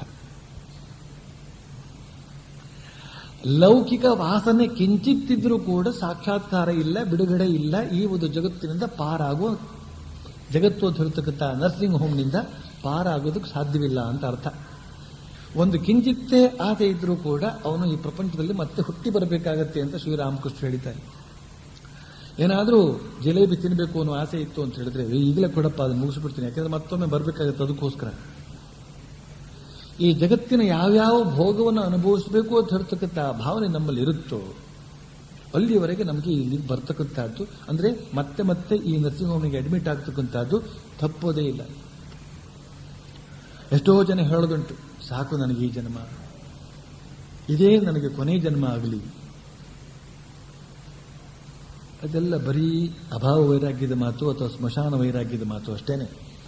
ನಿಜವಾಗಿಯೂ ಅವರ ಅಂತರಂಗದಲ್ಲಿ ಈ ಸಾಕು ಅನ್ನೋ ಮನೋಭಾವ ಇಲ್ಲ. ಅಂತರಂಗದಲ್ಲಿ ಆ ಸಾಕು ಅನ್ನೋ ಮನೋಭಾವ ಇಲ್ಲ ಅನ್ನೋದು ಅವ್ರಿಗೆ ಗೊತ್ತಿಲ್ಲ. ಯಾಕೆಂದ್ರೆ ಅವ್ರು ಬಹಳ ಒಳಗಡೆ ಸೇರ್ಕೊಂಡ್ಬಿಟ್ಟಿದೆ. ಅದು ಹೊರಗಡೆಗೆ ಏನು ಕಾಣ್ತಾ ಇದೆ ಅವರಿಗೆ? ಇದೆಲ್ಲ ಬರೀ ಯಾತನಾಮಯವಾದಂತಹ ಪ್ರಪಂಚ ಅಂತ ಹೊರಗಡೆ ಗೊತ್ತಾಗಿದೆ ಅಷ್ಟೇನೆ. ಆ ಯಾತನಾಮಯ ಪ್ರಪಂಚದ ಪರಿಸರವನ್ನ ಸ್ವಲ್ಪ ಸರಿಸಿ ಅವನಿಗೆ ಅನುಕೂಲಕರವಾದ ವಾತಾವರಣವನ್ನು ನಿರ್ಮಾಣ ಮಾಡಿಕೊಡಿ. ಇನ್ನಿಲ್ಲೇ ಇರ್ತೇನೆ, ಇನ್ನು ದೇವರು ಬೇಡ, ಯಾರು ಬೇಡ, ವೈಕುಂಠವೂ ಬೇಡ, ಆಸ್ತಿ ಪಾಸ್ತಿ ನೋಡ್ಕೊಂಡು ಆನಂದವಾಗಿರ್ತೇನೆ. ಯಾರು ತೊಂದರೆ ಕೊಡದೇ ಇರತಕ್ಕಂತಹ ಪರಿಸ್ಥಿತಿ ಇತ್ತು ಅಂತ ಹೇಳಿದ್ರೆ ಒಂದು ಕೈ ನೋಡೇ ಬಿಡೋಣ, ಇಲ್ಲೇ ಇರೋಣ ಅಂತ ಅನಿಸುತ್ತೆ. ಆದರೆ ಹಾಗಾಗೋದಿಲ್ಲ. ಭಗವಂತನಿಗೂ ಕಾಮನೆಗಳಿಗೂ ಅರ್ಥಾತ್ ಸಂಬಂಧ ಇಲ್ಲ. ರಾಮ ಇರುವಲ್ಲಿ ಕಾಮ ಇಲ್ಲ, ಕಾಮ ಇರುವಲ್ಲಿ ರಾಮ ಇಲ್ಲ ಅಂತ ತುಳಸಿದಾಸರು. ಕಾಮ ಇರುವ ಜಾಗದಲ್ಲಿ ರಾಮ ಇರುವುದಕ್ಕೆ ಸಾಧ್ಯವೇ ಇಲ್ಲ. ಕಾಮ ಅಂತ ಹೇಳಿದ್ರಿ ಎಲ್ಲ ಬಗೆಯ ಕಾಮ, ಎಲ್ಲ ಬಗೆಯ ಕಾಮಗಳು. ಈ ಕಾಮನಾ ವಿಶೇಷ, ವಾಸನಾ ವಿಶೇಷ, ಇವುಗಳೆಲ್ಲ ಮನಸ್ಸಿನಲ್ಲಿ ತುಂಬಿಕೊಂಡಿರುತ್ತವೆ. ಆಧ್ಯಾತ್ಮಿಕ ಸಾಧನೆ ಅಂತಂದ್ರೆ ಈ ವಾಸನೆಗಳನ್ನು ಹೋಗಲಾಡಿಸುವಂತಹ, ಸಂಸ್ಕೃತದಲ್ಲಿ ವಾಸನೆಗಳು ಅಂತ ಹೇಳಿದ್ರೆ ಸಂಸ್ಕಾರಗಳು ಅಂತ ಅರ್ಥ. ಏನೇ ಕರ್ಮ ಮಾಡಲಿ, ಮನಸ್ಸಿನಿಂದ, ಮಾತಿನಿಂದ, ಕೃತಿಯಿಂದ ಏನೇ ಕರ್ಮ ಮಾಡಲಿ, ಅದಕ್ಕೊಂದು ಸಂಸ್ಕಾರ ಅಂತ ಉಂಟಾಗುತ್ತೆ ಮನಸ್ಸಲ್ಲಿ, ಬೀಜ ರೂಪದಲ್ಲಿ ಅಲ್ಲಿ ಹೋಗ್ಬಿಡ್ತದೆ. ಅದು ಮತ್ತೆ ಮರವಾಗಿ ಇನ್ನು 106 ಕರ್ಮಗಳನ್ನು ಮಾಡಿಸುತ್ತೆ. ಆ 106 ಕರ್ಮಗಳಿಂದ 106 ಫಲಗಳು, 106 ಬೀಜಗಳು. ಆ 106 ಬೀಜಗಳಿಂದ 106 ಮರಗಳು, ಆ 106 ಮರಗಳಿಗೆ 1000 ಬೀಜಗಳು. ಈ ರೀತಿಯಲ್ಲಿ ನಾವು ಮತ್ತೆ ಮತ್ತೆ ಹುಟ್ಟಲೇಬೇಕು. ಎಷ್ಟೇ ನಮಗೆ ಈ ಜನ್ಮ ಸಾಕು ಅಂತ ಹೇಳಿದ್ರು ಕೂಡ ಏನು ಬೇಡ ನನಗೆ ಅಂತ ಹೇಳ್ತಕ್ಕಂಥ ಸ್ಥಿತಿ ಅಂತರಂಗದೊಳಗೆ ಉದ್ಭವಿಸುವವರೆಗೆ, ಅಂದರೆ ಸಂಪೂರ್ಣ ಮನೋನಾಶ ಆಗುವವರೆಗೆ, ಮನಸ್ಸಲ್ಲಿರ್ತಕ್ಕಂಥ ವಾಸನಾ ನಾಶ ಆಗುವವರೆಗೆ, ಅದೇ ಸ್ವಲ್ಪವೇ ಸ್ವಲ್ಪ ರೋಗದ ಶಿಲ್ಕು ಅಲ್ಲಿ ಉಳ್ಕೊಂಡಿತ್ತು ಅಂತ ಹೇಳಿದ್ರು ಕೂಡ ಆ ಡಾಕ್ಟರ್ ಹೇಗೆ ಬಿಡೋದಿಲ್ವೋ ಹಾಗೆ ಪರಮಾತ್ಮ ಕೂಡ ಈ ಪ್ರಪಂಚದಿಂದ ಮುಕ್ತನಾಗೋದಕ್ಕೆ ಬಿಡೋದಿಲ್ಲ. ಶರೀರ ಬಿಟ್ಟು ಮರಣವನ್ನು ಹೊಂದುವಂತಹದ್ದು ಬೇರೆ, ಮತ್ತೆ ಬರ್ತಾನೆ ಅವನು ಇಲ್ಲಿಗೇನೆ, ಪುನಃ ಪುನಃ ಇಲ್ಲಿ ದಾಖಲಾತಿ ಆಗ್ತಾ ಇರಬೇಕಾಗುತ್ತೆ ಅಂತ ಅನ್ನೋದನ್ನು ಹೇಳ್ತಾರೆ. ಈ ಉದಾಹರಣೆ ಕೊಟ್ಟಾಗ ಎಲ್ಲರೂ ನಗ್ತಾರೆ ಅಂತ ಮಾಸ್ಟರ್ ಮಾಸ್ಟಿಗೆ ಬರೀತಾನೆ. ಕೇಶವಸೇನ ಆಸ್ಪತ್ರೆಯ ಮಾತು ಕೇಳಿ ಮತ್ತೆ ಮತ್ತೆ ನಗುತ್ತಿದ್ದಾನೆ. ಆತನಿಗೆ ನಗುವನ್ನ ನಿಲ್ಲಿಸೋದಕ್ಕೆ ಆಗಲಿಲ್ವಂತೆ. ತಡೆದು ಮತ್ತು ನಗುತ್ತಲೇ ಇದ್ದಾನೆ. ಈಗ ಪರಮಹಂಸರು ತಮ್ಮ ರೋಗದ ಸಂಬಂಧವಾಗಿ ಹೇಳೋದಕ್ಕೆ ಶುರು ಮಾಡಿದ್ದಾರೆ. ಕೇಶವನಿಗೆ ಹೇಳ್ತಾರೆ, ಹೃದು ಹೇಳ್ತಾ ಇದ್ದ, ಹೃದು ಅಂತಂದ್ರೆ ಹೃದಯ ರಾಮ, ಹೃದು ಹೇಳ್ತಿದ್ದ, ಇದುವರೆಗೆ ನಾನು ಎಂದೂ ಇಂಥ ಭಾವವನ್ನು ನೋಡಿಲ್ಲ, ಇಂಥ ರೋಗವನ್ನು ನೋಡಿಲ್ಲ ಅಂತ. ಅಂದ್ರೆ ಶ್ರೀರಾಮಕೃಷ್ಣಗೆ 6 ತಿಂಗಳು ಆಮಶಂಕೆ ಬಂದ್ಬಿಟ್ಟಿತ್ತು. ಆಮಶಂಕೆ ಡಿಸೆಂಟ್ರಿ ಅಂತ. ಅದು ಡಿಸೆಂಟ್ ಅಲ್ಲ, ಅದು ಮೋಸ್ಟ್ ಇಂಡೀಸೆಂಟ್. ಮತ್ತೆ ಹೊರಗಡೆ ಹೋಗ್ತಾನೆ ಇರಬೇಕು. ಹೋಗಿ ಇನ್ನೇನು ಶುಚಿಗೊಳಿಸ್ಕೊಂಡು ವಾಪಸ್ ಬಂದ್ರೆ ಮತ್ತೆ ಹೋಗ್ಬೇಕು. ಇಂತಹ ಸ್ಥಿತಿ. ಶ್ರೀರಾಮಕೃಷ್ಣ ಹೇಳ್ತಾರೆ, ಕೈ ಕಾಲು ಒಣಗೋದಕ್ಕೆ ಬಿಡದಂತೆ ಹೋಗ್ತಾ ಇರಬೇಕಾಗಿತ್ತು ಅಂತ. ಏನಪ್ಪ ಈ ಶರೀರ, ಎಷ್ಟೊಂದು ಗಲೀಜು ಹೋಗ್ತಾ ಇರುತ್ತೆ ಇದು, ಎಷ್ಟೊಂದು ಹೋಗ್ತಾ ಇರುತ್ತೆ ಇದು ಅಂತ ಕೂಡ ಅವರು ಉದ್ಗರಿಸಿದ್ದುಂಟು. ಅದನ್ನು ಕಂಡು ಹೃದಯರಾಮ ಹೇಳಿದಂತೆ, ಇದುವರೆಗೆ ನಾನು ಎಂದೂ ಇಂಥ ಭಾವವನ್ನು ನೋಡಿಲ್ಲ, ಇಂಥ ರೋಗವನ್ನು ನೋಡಿಲ್ಲ ಅಂತ. ಶ್ರೀರಾಮಕೃಷ್ಣ ಭಾವಗಳು ಅಂದ್ರೆ ಎಂತೆಂಥ ಭಾವಗಳವೆಲ್ಲ. ಭಕ್ತಿ ಭಾವದಲ್ಲಿ ವಿವಿಧವಾದಂತಹ ಭಾವಗಳು, ಹಾಗೆಯೇ ಅದ್ವೈತಕ್ಕೆ ಸಂಬಂಧಪಟ್ಟಂತೆ, ಹಾಗೆ ವಿಶಿಷ್ಟಾದ್ವೈತಕ್ಕೆ ಸಂಬಂಧಪಟ್ಟಂತೆ, ಹಾಗೆ ಇತರ ಧರ್ಮಗಳಿಗೆ ಸಂಬಂಧಪಟ್ಟಂತೆ ಎಷ್ಟೆಷ್ಟು ಭಾವಗಳು. ಇಂತಹ ಭಾವಗಳನ್ನು ನಾನು ನೋಡಿಲ್ಲ, ಈ ಕಾಯಿಲೆನೂ ನೋಡಿಲ್ಲಪ್ಪ ಅಂತ ಹೇಳಿದಂತೆ ಅವನು. ಯಾಕಂದ್ರೆ ಅವನು ಕೂಡ ಜೊತೆಯಲ್ಲಿ ಕೆಲಸ ಮಾಡಬೇಕಾಗಿತ್ತಲ್ಲ, ಶುಶ್ರೂಷೆ ಮಾಡಬೇಕಾಗಿತ್ತಲ್ಲ. ಬಳಿಕ ಶ್ರೀರಾಮಕೃಷ್ಣ ಹೇಳ್ತಾರೆ, ಆಗ ನನಗೆ ಬಹಳ ಕೆಟ್ಟ ಅತಿಸಾರ, ಲಕ್ಷಾಂತರ ಇರುವೆ ಒಟ್ಟಿಗೆ ಸೇರಿ ನನ್ನ ಮಿದುಳನ್ನ ಕಚ್ಚುತ್ತಾ ಇದೆಯೋ ಅಂತನ್ನುವ ಅನುಭವ ಆಗ್ತಾ ಇತ್ತು. ಮಿದುಳನ್ನ ಇರುವೆಗಳು ಕಚ್ಚಿದಂತೆ ಅನುಭವ ಆ ನಿತ್ರಾಣಕ್ಕೆ. ಆದರೂ ಭಗವತ್ ಸಂಬಂಧವಾದ ಮಾತುಕತೆ ಮಾತ್ರ ಹಗಲೂ ರಾತ್ರಿ ನಡೀತಲೇ ಇತ್ತು. ನಾಟಕರನ್ನ ಕವಿರಾಜ ಅಂತನ್ನುವ ರಾಮ, ಅವನು ನನ್ನನ್ನು ಪರೀಕ್ಷೆ ಮಾಡೋದಕ್ಕೆ ಬಂದ. ನಾನು ಭಗವತ್ ಸಂಬಂಧವಾಗಿ ವಿಚಾರದಲ್ಲಿ ತೊಡಗಿದ್ದು ಅವನ ಕಣ್ಣಿಗೆ ಬಿತ್ತು. ಆಗ ಆತ ಹೇಳಿದ, ಇವರೆಂತ ಹುಚ್ಚು ಮನುಷ್ಯರು, ಮೂಳೆ ಚಕ್ರದ ಅವಸ್ಥೆಗೆ ಇಳಿದಿದ್ರು ವಿಚಾರದಲ್ಲಿ ತೊಡಗಿದಾರಲ್ಲ. ಆ ಅತಿಸಾರ ಆಮಶಂಕೆ ಬಂದ್ಬಿಟ್ಟು ಮೂಳೆ ಚಕ್ರ ಆಗಿದ್ದಾರಂತೆ ಇವರು, ಅಷ್ಟು ದುರ್ಬಲರಾಗಿದ್ದಾರೆ. ಆದರೂ ಕೂಡ ಭಗವದ್ ವಿಚಾರವಾಗಿ ಮಾತುಕತೆ, ಆತ್ಮ ಅನಾತ್ಮದ ಸಂಬಂಧವಾಗಿ ಮಾತುಕತೆ, ಆತ್ಮ ಪರಮಾತ್ಮದ ಸಂಬಂಧವಾಗಿ ಮಾತುಕತೆಗಳು ಅಲ್ಲಿಗೆ ಬರ್ತಕ್ಕಂತಹ ಭಕ್ತರೊಂದಿಗೆ ಆ ಕೈವರ್ಸ್ಕೊಳ್ಳೋದು, ಹೀಗೆ ಮಾತನಾಡ್ತಾ ಇರೋದು, ಮತ್ತೆ ಪುನಃ ಹೋಗ್ಬಿಟ್ಟು ಬರೋದು, ಮತ್ತೆ ಮಾತನಾಡ್ತಾ ಇರೋದು. ಇದನ್ನು ನೋಡಿದಂತಹ ಕವಿರಾಜ ಆಶ್ಚರ್ಯಪಟ್ಟು ಈ ತರ ಹೇಳಿದಂತೆ, ಇಂತಹ ಸ್ಥಿತಿಯಲ್ಲಿ ಇಂಥವುಗಳನ್ನೆಲ್ಲ ಯಾತಕ್ಕೆ ಮಾತನಾಡಬೇಕು, ವಿಶ್ರಾಂತಿ ತೆಗೆದುಕೊಳ್ಬೇಕು. Rest is the best medicine. ಆದರೆ ಶ್ರೀರಾಮಕೃಷ್ಣ ನಿರಂತರವಾಗಿ ಮಾತಾಡ್ತಾ ಇದ್ದಾರೆ. ಏನರ್ಥ ಅದಕ್ಕೆ? ಅವರಿಗೆ ಶರೀರ ಪ್ರಜ್ಞೆ ಇದಿರುತ್ತಾನೆ. ಶರೀರದ ಪಾಡಿಗೆ ಶರೀರ, ಇವರು ಪಾಡಿಗೆ ಇವರು. ಇವರು ಶರೀರದಿಂದ ಬೇರೆ ಆಗಿದ್ದಾರೆ. ಇದು ಬಹಳ ಮುಖ್ಯ. ಶರೀರ ಸ್ಥಿತಿಯಿಂದ, ಶರೀರ ಭಾವದಿಂದ ನಾವು ಬೇರಾಗಬಹುದು.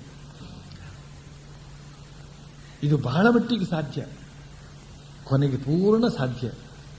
ಯಾವಾಗ ಆಧ್ಯಾತ್ಮಿಕ ಅನುಭವ ಉಂಟಾಗುತ್ತೋ ಆಗ ಪೂರ್ಣ ಸಾಧ್ಯ. ಮೊದಲು ಸ್ವಲ್ಪ ಸ್ವಲ್ಪ ಸಾಧ್ಯ. ನಿಮ್ಮಲ್ಲೂ ಎಷ್ಟೋ ಜನರಿಗೆ ಅಂತಂಥ ಅನುಭವಗಳು ಆಗಾಗ ಆಗಿರೋದಕ್ಕೆ ಸಾಧ್ಯವಿದೆ. ಶ್ರೀರಾಮಕೃಷ್ಣ ಈಗ ಕೇಶವ ಸೇನಿಗೆ ಹೇಳ್ತಾರೆ, ಎಲ್ಲವೂ ಭಗವಂತನ ಇಚ್ಛೆಯ ಮೇಲೆ ನಿಂತಿದೆ. ಯಾತಕ್ಕೋಸ್ಕರ ಈ ಮಾತು ಹೇಳ್ತಾ ಇದ್ದಾರೆ? ಆ ಕವಿರಾಜ ಹೇಳಿದ್ನಲ್ಲ, ಏನಿದೆ ಮೂಳೆ ಚಕ್ರದ ಅವಸ್ಥೆಗೆ ಎಳೆದಿದ್ರು ಕೂಡ ವಿಚಾರದಲ್ಲಿ ತೊಡಗಿದ ಭಗವದ್ ವಿಚಾರದಲ್ಲಿ ತೊಡಗಿದ್ದಾರಲ್ಲ ಅಂತ ಹೇಳಿದ್ದಕ್ಕೆ ಶ್ರೀರಾಮಕೃಷ್ಣ ಹೇಳುದು, ಯಾತಕ್ಕೆ, ಹೇಗೆ ನಾನು ಮಾತಾಡ್ತಾ ಇದ್ದೇನೆ, ನಾನು ಮಾತಾಡ್ತಾ ಇದ್ದೇನೇನು, ಅದೆಲ್ಲ ಭಗವತಿ ಮಾತಾಡ್ತಾ ಇದ್ದಾಳೆ, ಎಲ್ಲ ಅವಳು ಇಚ್ಛೆ ಅಂತ ಈ ಹಾಡನ್ನ ಹಾಡ್ತಾರೆ. ಎಲ್ಲವೂ ನಿನ್ನಿಚ್ಛೆ,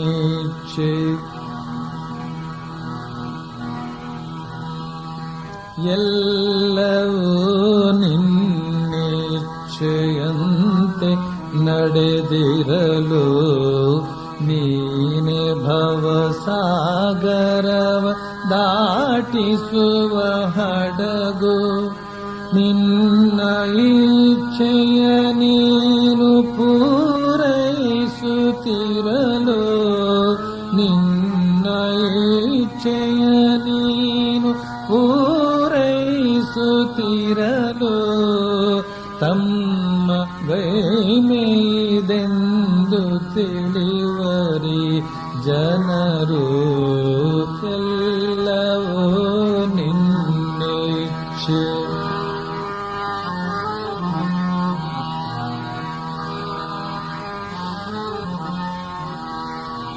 ಕೆಸರಿನಲ್ಲಿ ಸಲಗವನು ಹಿಡಿಯುವಳು ನೀನು, ಕೆಸರಿನಲ್ಲಿ ಸಲಗವನು ಹಿಡಿಯುವಳು ನೀನು. ಹೆಳವನನು ಗಿರಿಯ ತುದಿಗೊಯ್ಯುವಳು ನೀನು.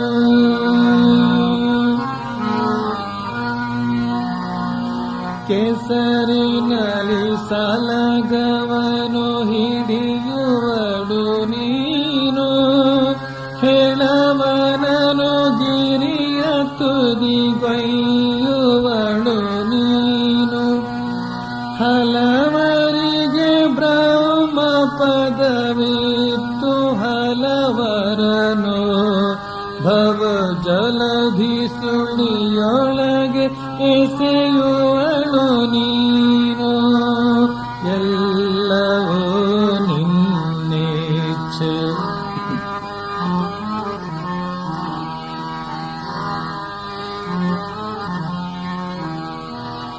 ನೀನು ಚಾಲಕ ಶಕ್ತಿ ನಾನೊಂದು ಯಂತ್ರ, ನೀನು ಚಾಲಕ ಶಕ್ತಿ ನಾನೊಂದು ಯಂತ್ರ. ನಾನೊಂದು ಬರಿಯ ಮನೆ ನೀನದರ ಮಂತ್ರ.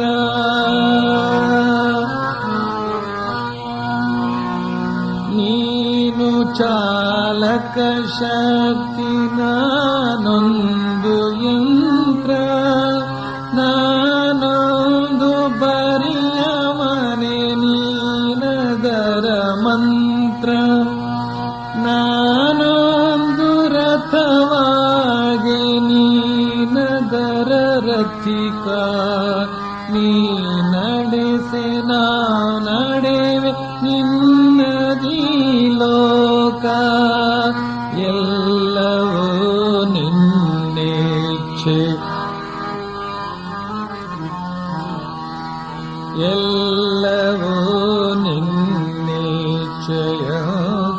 ನಡೆದಿರಲು ನೀನೆ ಭವಸಾಗರವ ದಾಟಿಸುವ ಹಡಗು. ನಿನ್ನ ಇಚ್ಛೆಯ ನೀನು ಪೂರೈಸುತ್ತಿರಲು, ನಿನ್ನ ಇಚ್ಛೆಯ ನೀನು ಪೂರೈಸುತ್ತಿರಲು ತಮ್ಮ ಗೈಮೆಯದೆಂದು ತಿಳಿವರಿ ಜನರು. ಎಲ್ಲವೂ ನಿನ್ನಿಚ್ಛೆ, ಎಲ್ಲವೂ ನಿನ್ನಿಚ್ಛೆ, ಎಲ್ಲವೂ ನಿನ್ನ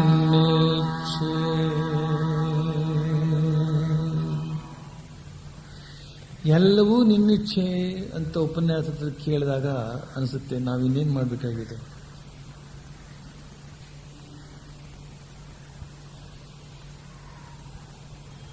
ಅಂತ ಸುಮ್ಮನೆ ಕುಳಿತುಕೊಳ್ಳತಕ್ಕಂಥ ಒಂದು ಭಾವನೆ. ಮೊದಲೇ ಸೋಮಾರಿಗಳು, ಹೊರಗಿಕೊಳ್ಳತಕ್ಕಂತಹ ಸ್ವಭಾವ ಇರತಕ್ಕಂಥವನಿಗೆ ಹಾಸಿಗೆ ತಂದು ಕೊಟ್ಟಂತಾಗುತ್ತೆ.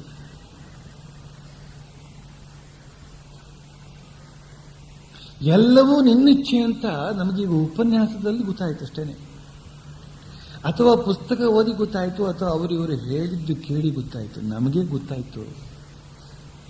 ನಮಗೆ ಗೊತ್ತಾಗುವವರೆಗೆ ನಾವು ಮಾಡುವಂತಹ ಪ್ರಯತ್ನ ಮಾಡಲೇಬೇಕು. ಇರುವ ಅಹಂಕಾರವನ್ನ ಸಾಧನೆಗೆ ವಿನಿಯೋಗಿಸಿಕೊಳ್ಳಬೇಕು.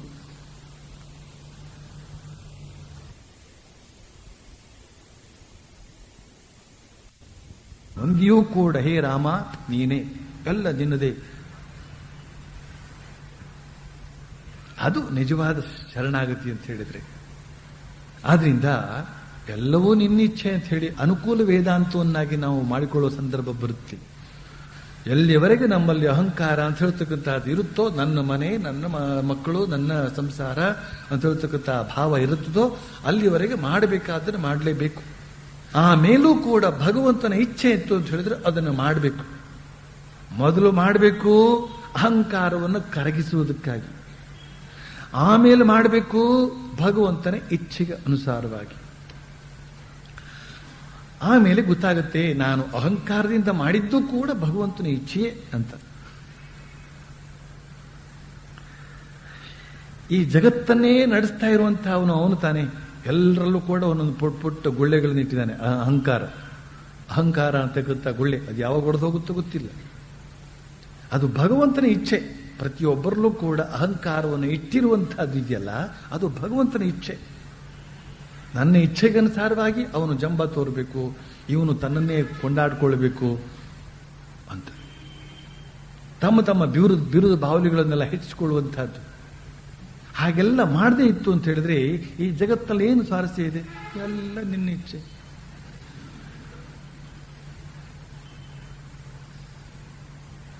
ಅಂತ ಸುಮ್ಮನೆ ಕೂತ್ಕೊಂಡ್ರೆ ಅದರೊಳಗೆ ಏನು ಸ್ವಾರಸ್ಯ ಇರುತ್ತೆ?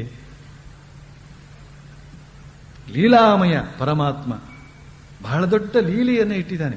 ಆ ಮಹಾಲೀಲೆ ಅಂತ ಹೇಳ್ತಕ್ಕಂಥದ್ದು ಅವನ ಇಚ್ಛೆ. ಹುಟ್ಟು, ಸಾವು, ರೋಗ, ರುಜಿನ, ಎಲ್ಲ ಬಗೆಯ ತಾಕಲಾಟಗಳು, ಕಾಮಕ್ರೋಧಾದಿಗಳು ಎಲ್ಲ ಅವನ ಇಚ್ಛೆ.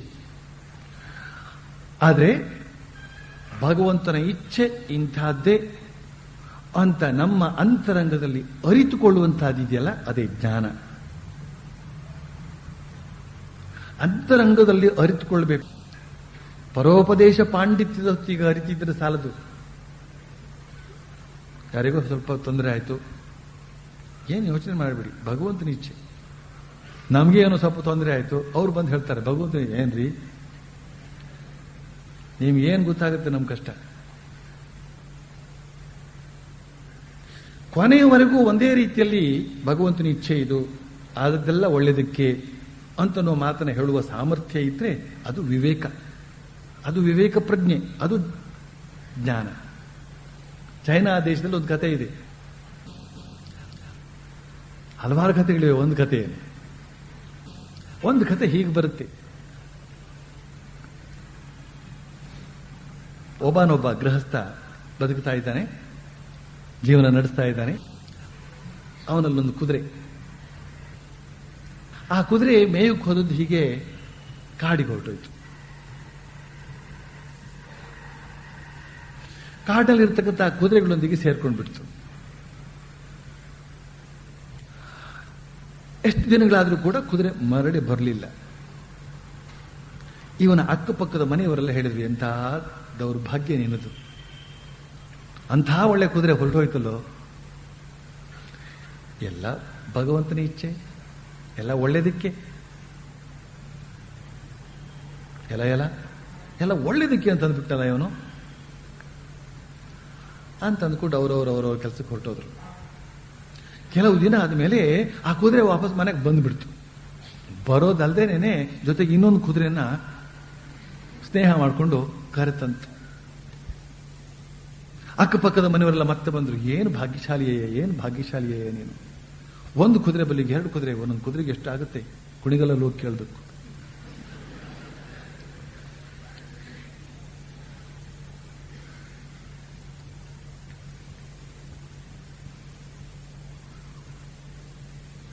ಆಗ ಆತ ಹೇಳಿದಂತೆ, ಎಲ್ಲ ಭಗವಂತನ ಇಚ್ಛೆ, ಎಲ್ಲ ಒಳ್ಳೆದಕ್ಕೆ.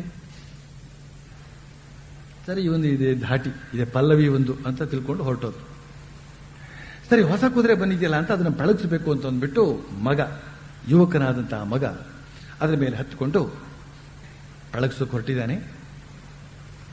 ಅದು ಕಾಡು ಕುದುರೆ, ಸ್ವಲ್ಪ ಜೋರಾಗಿ ಓಡಿದೆ, ಇವನನ್ನು ಬೀಳಿಸಿಬಿಟ್ಟಿದೆ, ಕಾಲು ಮುರಿದೋಯ್ತು. ಮಗನ ಕಾಲು ಮುರಿದೋಗಿದೆ.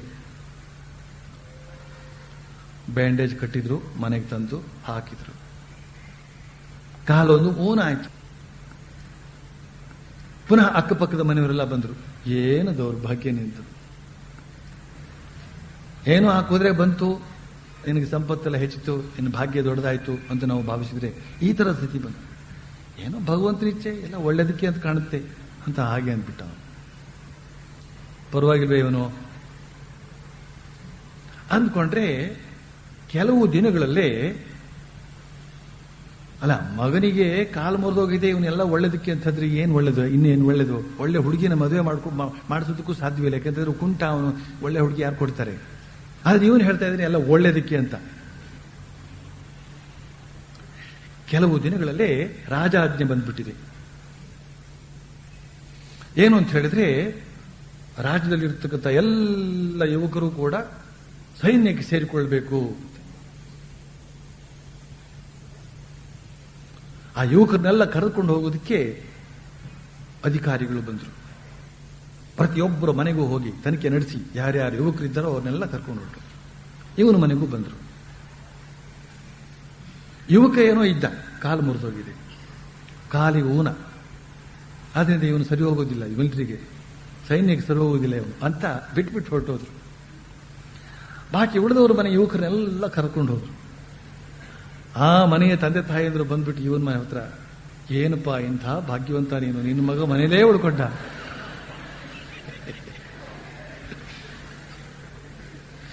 ಈ ಎಲ್ಲವೂ ನಿನ್ನಿಚ್ಛೆ, ಎಲ್ಲವೂ ಭಗವಂತನ ಇಚ್ಛೆ, ಎಲ್ಲವೂ ಒಳ್ಳೆದಕ್ಕೆ ಅಂತ ಹೇಳ್ತಕ್ಕಂಥ ಒಂದು ಭಾವ, ಅದು ಅಂತರ್ಗತವಾಗಿದ್ರೆ ಅದು ಅಂತರಂಗದಿಂದ ಮೂಡಿ ಬರುತ್ತೆ. ಅದರೊಳಗೆ ಮಿಥ್ಯಾಚಾರ ಇರೋದಿಲ್ಲ. ಮೇಲಿನ ಮೇಲೆ ಹೇಳ್ತಾ ಇತ್ತು ಅಂತ ಹೇಳಿದ್ರೆ, ಅನುಕೂಲವಾದಾಗ ಒಂದು, ಅನುಕೂಲ ಇಲ್ದಿರುವಾಗ ಇನ್ನೊಂದು, ಹೀಗೆ ಬಂದ್ಬಿಡುತ್ತೆ. ಆದ್ರಿಂದ ತತ್ವ ಬೋಧನೆ ಬೇರೆ ವಿಚಾರ, ತತ್ವ ಅನುಷ್ಠಾನ ಬೇರೆ ವಿಚಾರ, ತತ್ವ ಅನುಭವ ಮತ್ತೊಂದು ವಿಚಾರ. ಆ ಅನುಭವದಿಂದ ಬಂದಾಗ ಮಾತಿಗೆ ಶಕ್ತಿ ಬರುತ್ತೆ, ಆ ತತ್ವಕ್ಕೆ ಶಕ್ತಿ ಬರುತ್ತೆ, ಆ ತತ್ವ ಆನಂದ ಕೊಡುತ್ತೆ ನಮಗೆ. ತತ್ವ ನಮ್ಮನ್ನ ಬಲಿಷ್ಠನನ್ನಾಗಿ ಮಾಡಿಬಿಡುತ್ತೆ. ಅದಕ್ಕೋಸ್ಕರ ಶ್ರೀರಾಮಕೃಷ್ಣ ಹೇಳ್ತಾ ಇದ್ದಾರೆ, ಎಲ್ಲವೂ ನಿನ್ನ ಇಚ್ಛೆಯಂತೆ ನಡೆದಿರುವುದು. ಶ್ರೀರಾಮಕೃಷ್ಣರು ಭಗವದ ಇಚ್ಛೆಯನ್ನು ಅರಿತುಕೊಂಡು ಆ ಮಾತನಾಡ್ತಾ ಇದ್ದಾರೆ. ಈ ಮಾತು ಹೇಳಿದ ಬಳಿಕ ಶ್ರೀರಾಮಕೃಷ್ಣರು ಮುಂದುವರಿಸ್ತಾ ಇನ್ನೊಂದು ಮಾತನ್ನು ಹೇಳ್ತಾರೆ. ಇಬ್ಬನಿಯನ್ನ ಕುಡಿಯಲಿ ಅಂತ ತೋಟಗಾರ ಗುಲಾಬಿ ಗಿಡದ ಬೇರಿನ ಬಹುಭಾಗವನ್ನು ತೋಡಿ ಹಾಗೆಯೇ ಬಿಟ್ಟುಬಿಡ್ತಾನೆ. ಅದು ಇಬ್ಬನಿಯನ್ನು ಕುಡಿದ್ರೆ ಬಹು ಚೆನ್ನಾಗಿ ಹೂವು ಬಿಡುತ್ತೆ. ಪ್ರಾಯಶಃ ಅದಕ್ಕಾಗಿಯೇ ಇರಬೇಕು ಭಗವತಿ ನಿನ್ನ ಬೇರಿನ ಬಹುಭಾಗವನ್ನು ತೋಡಿಬಿಟ್ಟಿರುವುದು. ಬಹುಶಃ ನೀನು ಸುಧಾರಿಸಿಕೊಂಡ ಮೇಲೆ ಒಂದು ದೊಡ್ಡ ಮಹತ್ ಕಾರ್ಯವನ್ನು ಸಾಧಿಸಬಹುದು ಅಂತ ಕಾಣುತ್ತೆ.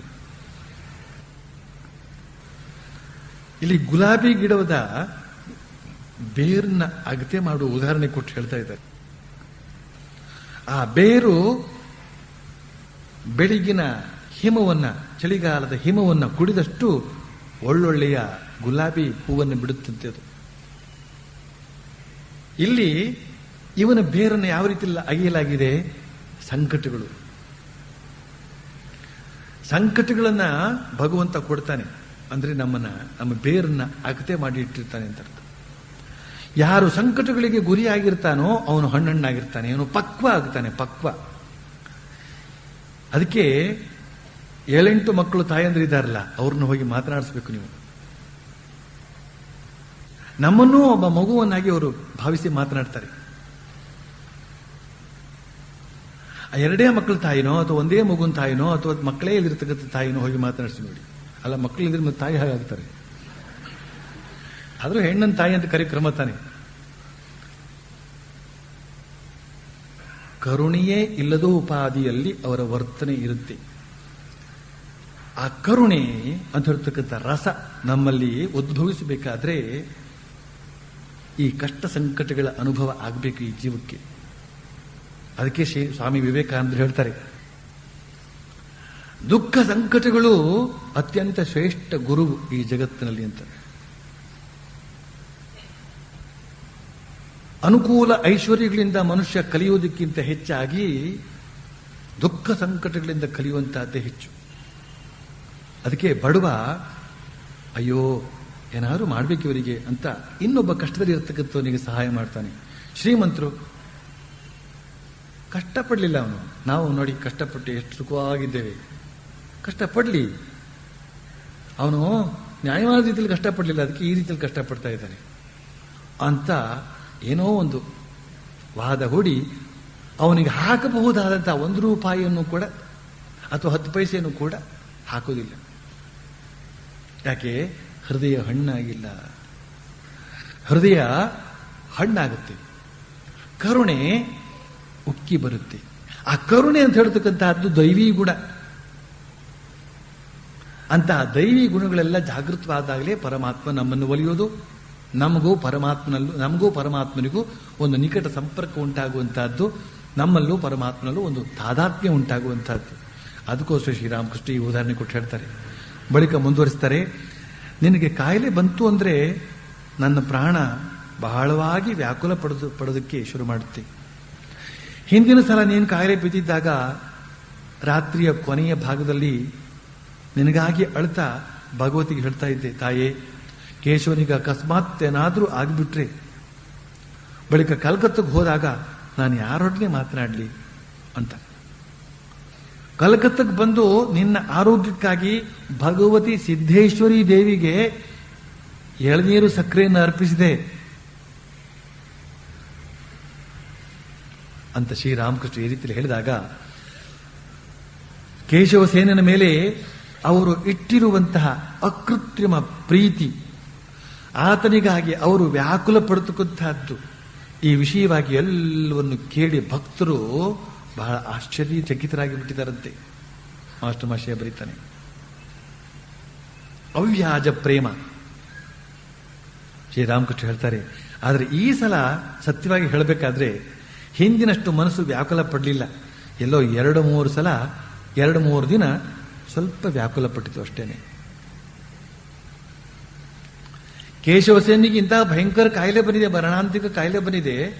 ಆದರೆ ಶ್ರೀರಾಮಕೃಷ್ಣ ಹೇಳ್ತಾರೆ, ಈ ಸಲ ನನಗೆ ಅಷ್ಟು ದುಃಖ ಆಗಲಿಲ್ಲ. ಅವನು ಮುಂದೆ ಹೇಳ್ತಾ ಇದ್ದಾರೆ, 1-2-3 ಸಲ ಮನಸ್ಸಿಗೆ ಕಷ್ಟ ಆಯ್ತು ನಿಜ, ಆಮೇಲೆ ಎಲ್ಲ ಸರಿ ಹೋಯ್ತು. ಅಂದ್ರೆ ಈಗ ಅವ್ರು ನೋಡೋಕೆ ಬಂದಾಗ ಅಯ್ಯೋ ಈಗ ಆಯ್ತಲ್ಲ, ಈಗ ಆಗಬಾರ್ದಾಗಿತ್ತು ಅಂತ ಹೇಳ್ತಕ್ಕಂಥ ಸಂಕಟದಿಂದ ಬಂದದ್ದಲ್ಲ ಅವರು. ಯಾತಕ್ಕೆ ಅವ್ರ ಮನಸ್ಸು ಈ ಸತಿ ಇವೆಲ್ಲ ಒದ್ದಾಡ್ಲಿಲ್ಲ?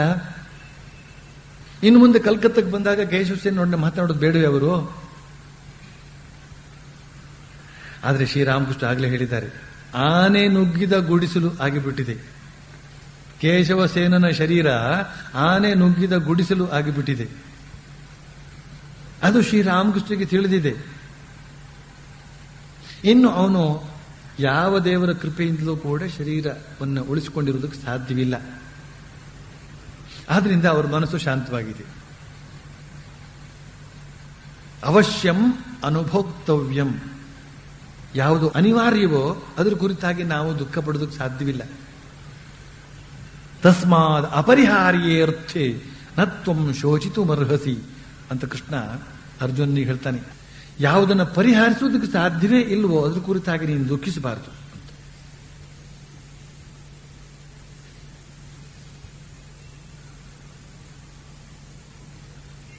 ಶ್ರೀರಾಮಕೃಷ್ಣರು ಅವನ ಮುಂದೆಯೇ ಈ ಮಾತನ್ನು ಹೇಳಬೇಕಾದ್ರೆ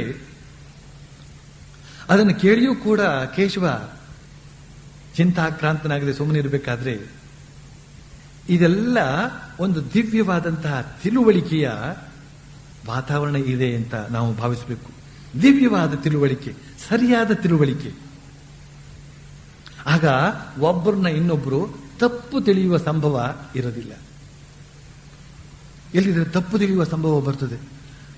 ತಪ್ಪು ತಿಳಿಯುವುದಕ್ಕೆ ಇಂಗ್ಲಿಷ್ನಲ್ಲಿ ಮಿಸ್ಅಂಡರ್ಸ್ಟ್ಯಾಂಡಿಂಗ್ ಅಂತ ಒಂದು ಹೆಸರು. ಮಿಸ್ಅಂಡರ್ಸ್ಟ್ಯಾಂಡಿಂಗ್, ಮಿಸ್ಟರ್ ಅಂಡರ್ಸ್ಟ್ಯಾಂಡಿಂಗ್ ಅಲ್ಲ, ಅದು ಮಿಸ್ಅಂಡರ್ಸ್ಟ್ಯಾಂಡಿಂಗ್ ಬಂತು ಅಂತ ಹೇಳಿದ್ರೆ ಆ ಒಂದು ವಿಷವಾಯು ಅದನ್ನ ಹೋಗಲಾಡಿಸೋದಕ್ಕೆ ಯಾರಿಂದಲೂ ಸಾಧ್ಯವಾಗುವುದಿಲ್ಲ. ಅದರಿಂದ ಉಂಟಾಗತಕ್ಕಂಥ ಅನಾಹುತಗಳು ಭಯಂಕರ. ಇಲ್ಲಿ ಇವರು ಪರಸ್ಪರ ರೈಟ್ ಅಂಡರ್ಸ್ಟ್ಯಾಂಡಿಂಗ್, ಸರಿಯಾದ ತಿಳುವಳಿಕೆಯಿಂದ ವರ್ತಿಸ್ತಾ ಇದ್ದಾರೆ. ಅದರಿಂದ ಧಾರಾಳವಾಗಿ ಮಾತನಾಡ್ತಾ ಇದ್ದಾರೆ. ಕೇಶವಸೇನ ಕೊಠಡಿಯನ್ನು ಪ್ರವೇಶಿಸಿದ ಆ ಪೂರ್ವ ಬಾಗಿಲಿನ ಹತ್ತಿರಕ್ಕೆ ಕೇಶವಸೇನನ ವೃದ್ಧ ಮಾತೆ ಈಗ ಬಂದಿದ್ದಾಳೆ. ಉಮಾನಾಥ ಪರಮಹಂಸರಿಗೆ ಗಟ್ಟಿಯಾಗಿ ಕೂಗಿ ಹೇಳ್ತಾ ಇದ್ದಾನೆ, ಇಲ್ಲಿ ತಾಯಿ ನಿಮಗೆ ಪ್ರಣಾಮ ಮಾಡ್ತಾ ಇದ್ದಾಳೆ. ತಾಯಿ ಅಂದ್ರೆ ಕೇಶವಚಂದ್ರ ಸೇನನ ತಾಯಿ. ಶ್ರೀರಾಮಕೃಷ್ಣ ನಗ್ತಿದ್ದಾರೆ.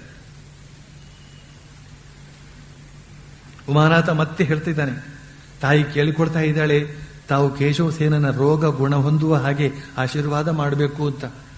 ತಾಯಿ ಕೇಳುವಂತ ಪ್ರಾರ್ಥನೆ ಅದು, ತಾಯಿ ಮಾಡುವಂತ ಪ್ರಾರ್ಥನೆ ಅದು. ಆಗ ಶ್ರೀರಾಮಕೃಷ್ಣ ಕೇಶವಸೇನ ತಾಯಿಗೆ ಹೇಳ್ತಾರೆ, ಭಗವತಿ ಆನಂದಮಯಿ ಇದ್ದಾಳಲ್ಲ, ಅವಳಿಗೂ ಮೊರೆ ಇಡಿ, ಆಕೆ ದುಃಖವನ್ನು ದೂರ ಮಾಡ್ತಾಳೆ. ನಾವು ಇವತ್ತು ಶ್ರೀರಾಮಕೃಷ್ಣರನ್ನ ಅವತಾರ ಪುರುಷ, ಸಾಕ್ಷಾತ್ ಪರಮಾತ್ಮ ಅಂತ ಹೇಳ್ತಕ್ಕಂಥ ತಿಳಿಯುವ ಸ್ಥಿತಿ ತಿಳಿದು ಬಂದಿದ್ದೇವೆ.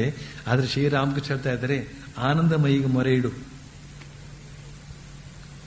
ದೇವಿಯನ್ನು ಕೇಳ್ಕೋ, ನನ್ನ ಹತ್ರ ಹೇಳಿ ಪ್ರಯೋಜನ ಇಲ್ಲ ಅಂತ. ಆಕೆ ದುಃಖವನ್ನು ದೂರ ಮಾಡ್ತಾಳೆ ಅಂತ. ಎರಡನೇ ವಾಕ್ಯ. ಮೊದಲೇದು ತಾವು ಅದನ್ನು ವಹಿಸಿಕೊಳ್ಳದೆ ಇದ್ದದ್ದು ಜವಾಬ್ದಾರಿಯನ್ನ. ಎರಡನೇದು ಅವಳು ದುಃಖವನ್ನು ದೂರ ಮಾಡ್ತಾಳೆ ಅಂತ. ಜಗನ್ಮಾತೆ ನಿನ್ನ ಮಗನನ್ನು ಬದುಕಿಸಿಕೊಡ್ತಾಳೆ ಅನ್ನುವ ವಾಕ್ಯ ಅವರ ಬಾಯಿಂದ ಬರಲಿಲ್ಲ. ಅವಳು ಬದುಕಿಸಿಕೊಡ್ತಾಳೆ ಅಂತ ಹೇಳ್ಬೋದಾಗಿತ್ತಲ್ಲ, ಅಷ್ಟನ್ನು ಹೇಳಿಲ್ಲ ಅವರು. ಅಷ್ಟೇ ಅಲ್ಲ, ನಿನ್ನ ದುಃಖವನ್ನು ದೂರ ಮಾಡ್ತಾಳೆ. ಇದು ಬಹಳ ಸ್ವಾರಸ್ಯಕರವಾದಂತಹ ಮಾತು. ದುಃಖ ಬರುವುದು ಸಹಜ, ಕಷ್ಟಗಳು ಬರುವುದು ಸಹಜ. ಸಹಿಸಿಕೊಳ್ಳುವ ಶಕ್ತಿ ಇತ್ತು ಅಂತಂದ್ರೆ ಅದು ಪರಮಾತ್ಮನ ಕೃಪೆ. ಶ್ರೀಮಾತೆ ಶಾರದಾ ದೇವಿಯವರು ಹೇಳ್ತಾರೆ, ಯಾರಿಗೆ ಪರಮಾತ್ಮನ ಕೃಪೆ ಆಗಿರುತ್ತೋ ಅವನ ಜೀವನದಲ್ಲಿ ಮುಂದೆ ಬರಬಹುದಾದಂತಹ ಕಷ್ಟಗಳೆಲ್ಲ ಯಾವ ರೀತಿಯಲ್ಲಿ ಬರುತ್ತವೆ ಅಂತ ಹೇಳಿದ್ರೆ, ಸೇತುವೆಯ ಕೆಳಗಡೆ ನೀರು ಹರಿದಂತೆ. ಸೇತುವೆ ಮೇಲೆ ಇವನು ಇರ್ತಾನೆ, ಭಯಂಕರವಾದ ಪ್ರವಾಹ ಕೆಳಗಡೆ ಹರಿತಾ ಇರುತ್ತೆ, ಅದನ್ನು ನೋಡ್ತಾ ಇದ್ರೆ ಬಿದ್ದು ಹೋಗ್ತೀವಿ ಅನ್ನೋ ಹಾಗೆ ಭಾವನೆ ಬರುತ್ತೆ. ಅಂತಹ ಒಂದು ಸ್ಥಿತಿಯಲ್ಲಿ ಅವನಿರ್ತಾನೆ. ಆದರೆ ಆ ಪ್ರವಾಹದಿಂದ ಕಿಂಚಿತ್ತೂ ಅವನಿಗೆ ತೊಂದರೆ ಆಗೋದಿಲ್ಲ. ಹಾಗೆ ಕಷ್ಟ ಸಂಕಟಗಳ ಕೋಟಲೆಗಳೇ ಅವನನ್ನ ತುಂಬ ಮುತ್ತಿಕೊಂಡಿದ್ರು ಕೂಡ ಅವನಿಗೆ ಸಹನ ಶಕ್ತಿಯನ್ನು ಪರಮಾತ್ಮ ಒಳಗಡೆಯಿಂದ ಒದಗಿಸಿ ಕೊಟ್ಟ ಅಂತ ಹೇಳಿದ್ರೆ ಅವನಿಗೆ ಕಷ್ಟ ಆಗೋದಿಲ್ಲ. ಕಷ್ಟ ಪಡ್ತಿರ್ತಕ್ಕಂಥವನು ಅವನು ನಗ್ತಾ ಇರ್ತಾನೆ, ಬಾಕಿ ಉಳಿದವರೆಲ್ಲ ಕಷ್ಟಪಡ್ತಾ ಇರ್ತಾರೆ. ಅಯ್ಯೋ ಎಷ್ಟು ಕಷ್ಟಪ್ಪ ಅವನಿಗೆ ಅಂತ.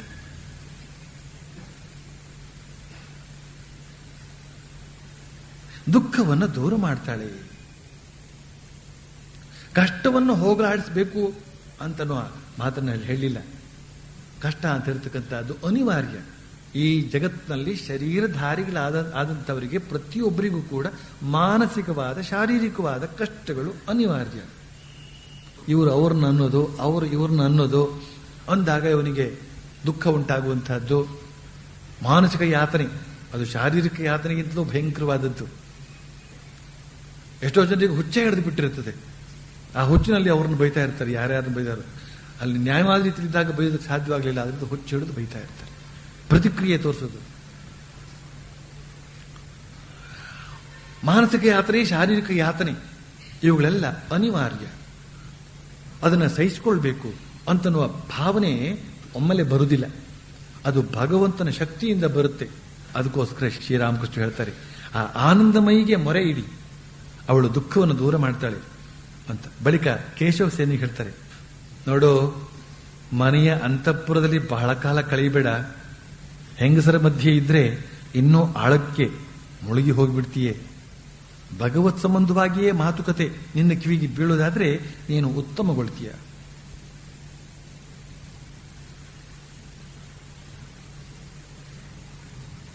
ಕೇಶವಸೇನಿಗೆ ಆಗ 8ನೇ ಮಗು.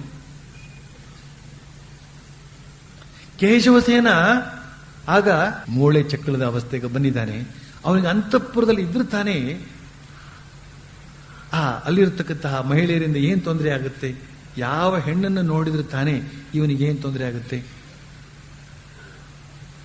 ಆದ್ರೂ ಕೂಡ ಶ್ರೀರಾಮಕೃಷ್ಣ ಆ ಮಾತನ್ನು ಹೇಳ್ತಾ ಇದ್ದಾರೆ ಈ ಸಂದರ್ಭದಲ್ಲಿ. ಆದರೆ ಶರೀರ ಎಷ್ಟೇ ದುರ್ಬಲವಾದರೂ ಕೂಡ ಮನಸ್ಸಿನ ಒಳಗಡೆ ಇರತಕ್ಕಂತಹ ಶಕ್ತಿ ಅದು ಜೋರಾಗೇ ಇರುತ್ತದೆ. ಸಹವಾಸ ದೋಷ ಸಂಗ ಸಂಜಾಯತೆ ಕಾಮ ಕಾಮಾತ್ ಕ್ರೋಧೋಭಿಜಾಯತೆ ಅಂತ ಶ್ರೀಕೃಷ್ಣ ಬಹಳ ಅದ್ಭುತವಾದ ರೀತಿಯಲ್ಲಿ ಹೇಳಿದ್ದಾನೆ ಆ ಸ್ಥಿತಪ್ರಜ್ಞ ದರ್ಶನದಲ್ಲಿ. ಸಂಘ ಜೊತೆಯಲ್ಲಿ ಇರೋದ್ರಿಂದ ಶ್ರೀರಾಮಕೃಷ್ಣ ಹೇಳ್ತಾರೆ, ಎಂಥ ಕಾಮ ಗಂಧ ಹೀನನಿಗೂ ಕೂಡ ಸುಂದರಿಯರನ್ನು ನೋಡಿದಾಗ, ನೋಡುತ್ತಲೇ ಇದ್ದಾಗ, ಬಹಳ ಹೊತ್ತು ನೋಡಿದಾಗ ಒಮ್ಮೆ ಮನಸ್ಸಿನಲ್ಲಿ ಅದೊಂದು ಭಾವ ಜಾಗೃತವಾಗುವ ಸಂದರ್ಭ ಇರುತ್ತೆ ಅಂತ. ಹಾಗಿರುವಾಗ ಇವನು ಅಂತಃಪುರದಲ್ಲೇ ಇತ್ತು ಅಂತ ಹೇಳಿದ್ರೆ ಏನ್ ಗತಿ? ಶಾರೀರಿಕವಾದ ಯಾವ್ದಾವುದೋ ಲಕ್ಷಣಗಳೆಲ್ಲ ಶ್ರೀರಾಮಕೃಷ್ಣಗೆ ಗೊತ್ತಾಗಿರುತ್ತೆ. ಅಂತಹ ಶರೀರದಿಂದ ಅವನು ಆ ಒಂದು ಸಂಪರ್ಕವನ್ನು ಮಾಡಿದಾಗ ಬಹಳ ಬೇಗ ಆ ಶರೀರ ಜರ್ಜರಿತವಾಗಿ ಹೋಗಿಬಿಡುತ್ತೆ ಅಂತ ಅವರು ದಿವ್ಯ ದೃಷ್ಟಿಯಿಂದ ಕಂಡುಕೊಂಡು ಆ ಮಾತನ್ನು ಹೇಳ್ತಾರೆ. ಆದರೆ ಮನುಷ್ಯ ಶರೀರ, ಅದಕ್ಕೋಸ್ಕರ ಶ್ರೀರಾಮಕೃಷ್ಣರು ಇವನಿಗೆ ಹೇಳ್ತಾ ಇದ್ದಾರೆ, ಭಗವದ್ ವಿಚಾರವಾಗಿಯೇ ಮಾತುಕತೆ ಕಿವಿಗೆ ಬೀಳೋದಾದ್ರೆ ನೀನು ಉತ್ತಮಗೊಳ್ತೀಯ. ಇದು ಬಹಳ ಬಹಳ ಸತ್ಯವಾದ ಮಾತು. ಭಗವದ್ ವಿಚಾರ ಅಂತ ಹೇಳ್ತಕ್ಕಂಥದ್ದು ಬಗೆ ಬಗೆಯಾಗಿ ನಮ್ಮ ಕಿವಿಯೊಳಗೆ ಬೀಳ್ತಾ ಇರಬೇಕು. ಈ ಮಾತನ್ನು ಎಷ್ಟು ಸತಿ ಹೇಳಿದ್ರೂ ಸಾಲದು. ಭಜನೆ, ಪಾರಾಯಣ, ಪೂಜೆ, ನಾಮಜಪ, ನಾಮ ಸಂಕೀರ್ತನೆ, ಹೀಗೆ ಬಗೆ ಬಗೆಯಾಗಿ ಭಗವದ್ ವಿಚಾರಗಳೇ ನಮ್ಮ ಮನಸ್ಸಿಗೆ ಬೀಳುವಂತಿದ್ರೆ ಆರೋಗ್ಯಶಾಲಿಗಳಾದಂತಹ ವ್ಯಕ್ತಿಗಳೇ ಇನ್ನಷ್ಟು ಆರೋಗ್ಯಶಾಲಿಗಳಾಗ್ತಾರೆ. ಅವರ ವ್ಯಕ್ತಿತ್ವದಲ್ಲಿ ಒಂದು ಬಗೆಯ ಭಗವಂತನ ಕಳೆ ತಾನೇ ತಾನಾಗಿ ಜಾಗೃತವಾಗುವುದನ್ನು ಕಾಣಬಹುದು. ನಾವು ಇಲ್ಲಿ ಯಾವಾಗಲೂ ಆಶ್ರಮದಲ್ಲಿ ನೋಡ್ತಾ ಇರ್ತೇವೆ, ಹೊಸದಾಗಿ ಬಂದಂತಹ ಬ್ರಹ್ಮಚಾರಿಗಳನ್ನ ಕೆಲವು ಸರ್ತಿ ಪೂಜೆಗೆ ಹಾಕ್ತೇವೆ ಅಥವಾ ಕೆಲಸವನ್ನು ಬದಲಾಯಿಸ್ತಾ ಇರ್ತೇವೆ. ಪೂಜೆಗೆ ಹಾಕಿ ಸುಮಾರು ಒಂದು 5-6 ತಿಂಗಳು ಅವನು ಪೂಜೆ ಮಾಡ್ತಾ ಇತ್ತು ಅಂತ ಹೇಳಿದ್ರೆ ಮೆಲ್ಲನೆ ಆ ಬ್ರಹ್ಮಚಾರಿಯ ಮುಖದಲ್ಲಿ ಒಂದು ಬಗೆಯ ಕಳೆ ಬರೋದಕ್ಕೆ ಶುರುವಾಗುತ್ತೆ. ಆಮೇಲೆ ಹಾಗೇ ಅದು ಬೆಳೀತಾ ಇರುತ್ತೆ. ಆಮೇಲೆ ನಮ್ಮ ಕೆಲಸವನ್ನು ಬದಲಾಯಿಸುವಂತಹ ಕ್ರಮ, ಎಲ್ಲ ಬಗೆಯ ಅನುಭವಗಳು ಆಗಬೇಕು ಅಂತ ಅಥವಾ ಬೇರೆ ಬೇರೆ ಕಾರಣಗಳಿಂದಾಗಿ ಅವರ ಕೆಲಸವನ್ನು ಬದಲಾಯಿಸುವಂತಹ ಸಂದರ್ಭ ಬರುತ್ತೆ.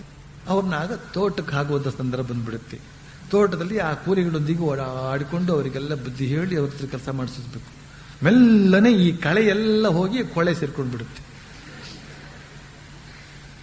ಆದ್ರೆ ಆ ಕೆಲಸವನ್ನು ಕೂಡ ಪೂಜಾ ಮನೋಭಾವದಿಂದ ಮಾಡ್ಕೊಂಡು ಬರುವಂತಹ ಒಂದು ಸಾಧನೆಯನ್ನ ಮಾಡಿದಾಗ ಯಾವುದೇ ಕೆಲಸವನ್ನು ಮಾಡಿದರೂ ಕೂಡ ಅವನ ಮುಖದಲ್ಲಿ ದೈವಿ ಕಳೆ ಬರೆಯುವುದರಲ್ಲಿ ಯಾವ ಸಂಶಯವೂ ಇಲ್ಲ. ಮಾಡತಕ್ಕಂಥ ಕರ್ಮಗಳೆಲ್ಲವೂ ಕೂಡ ಪೂಜೆ ಆಗಬೇಕು. ಕರ್ಮಗಳೆಲ್ಲವೂ ಪೂಜೆ ಆಗುವುದು ಹೇಗೆ?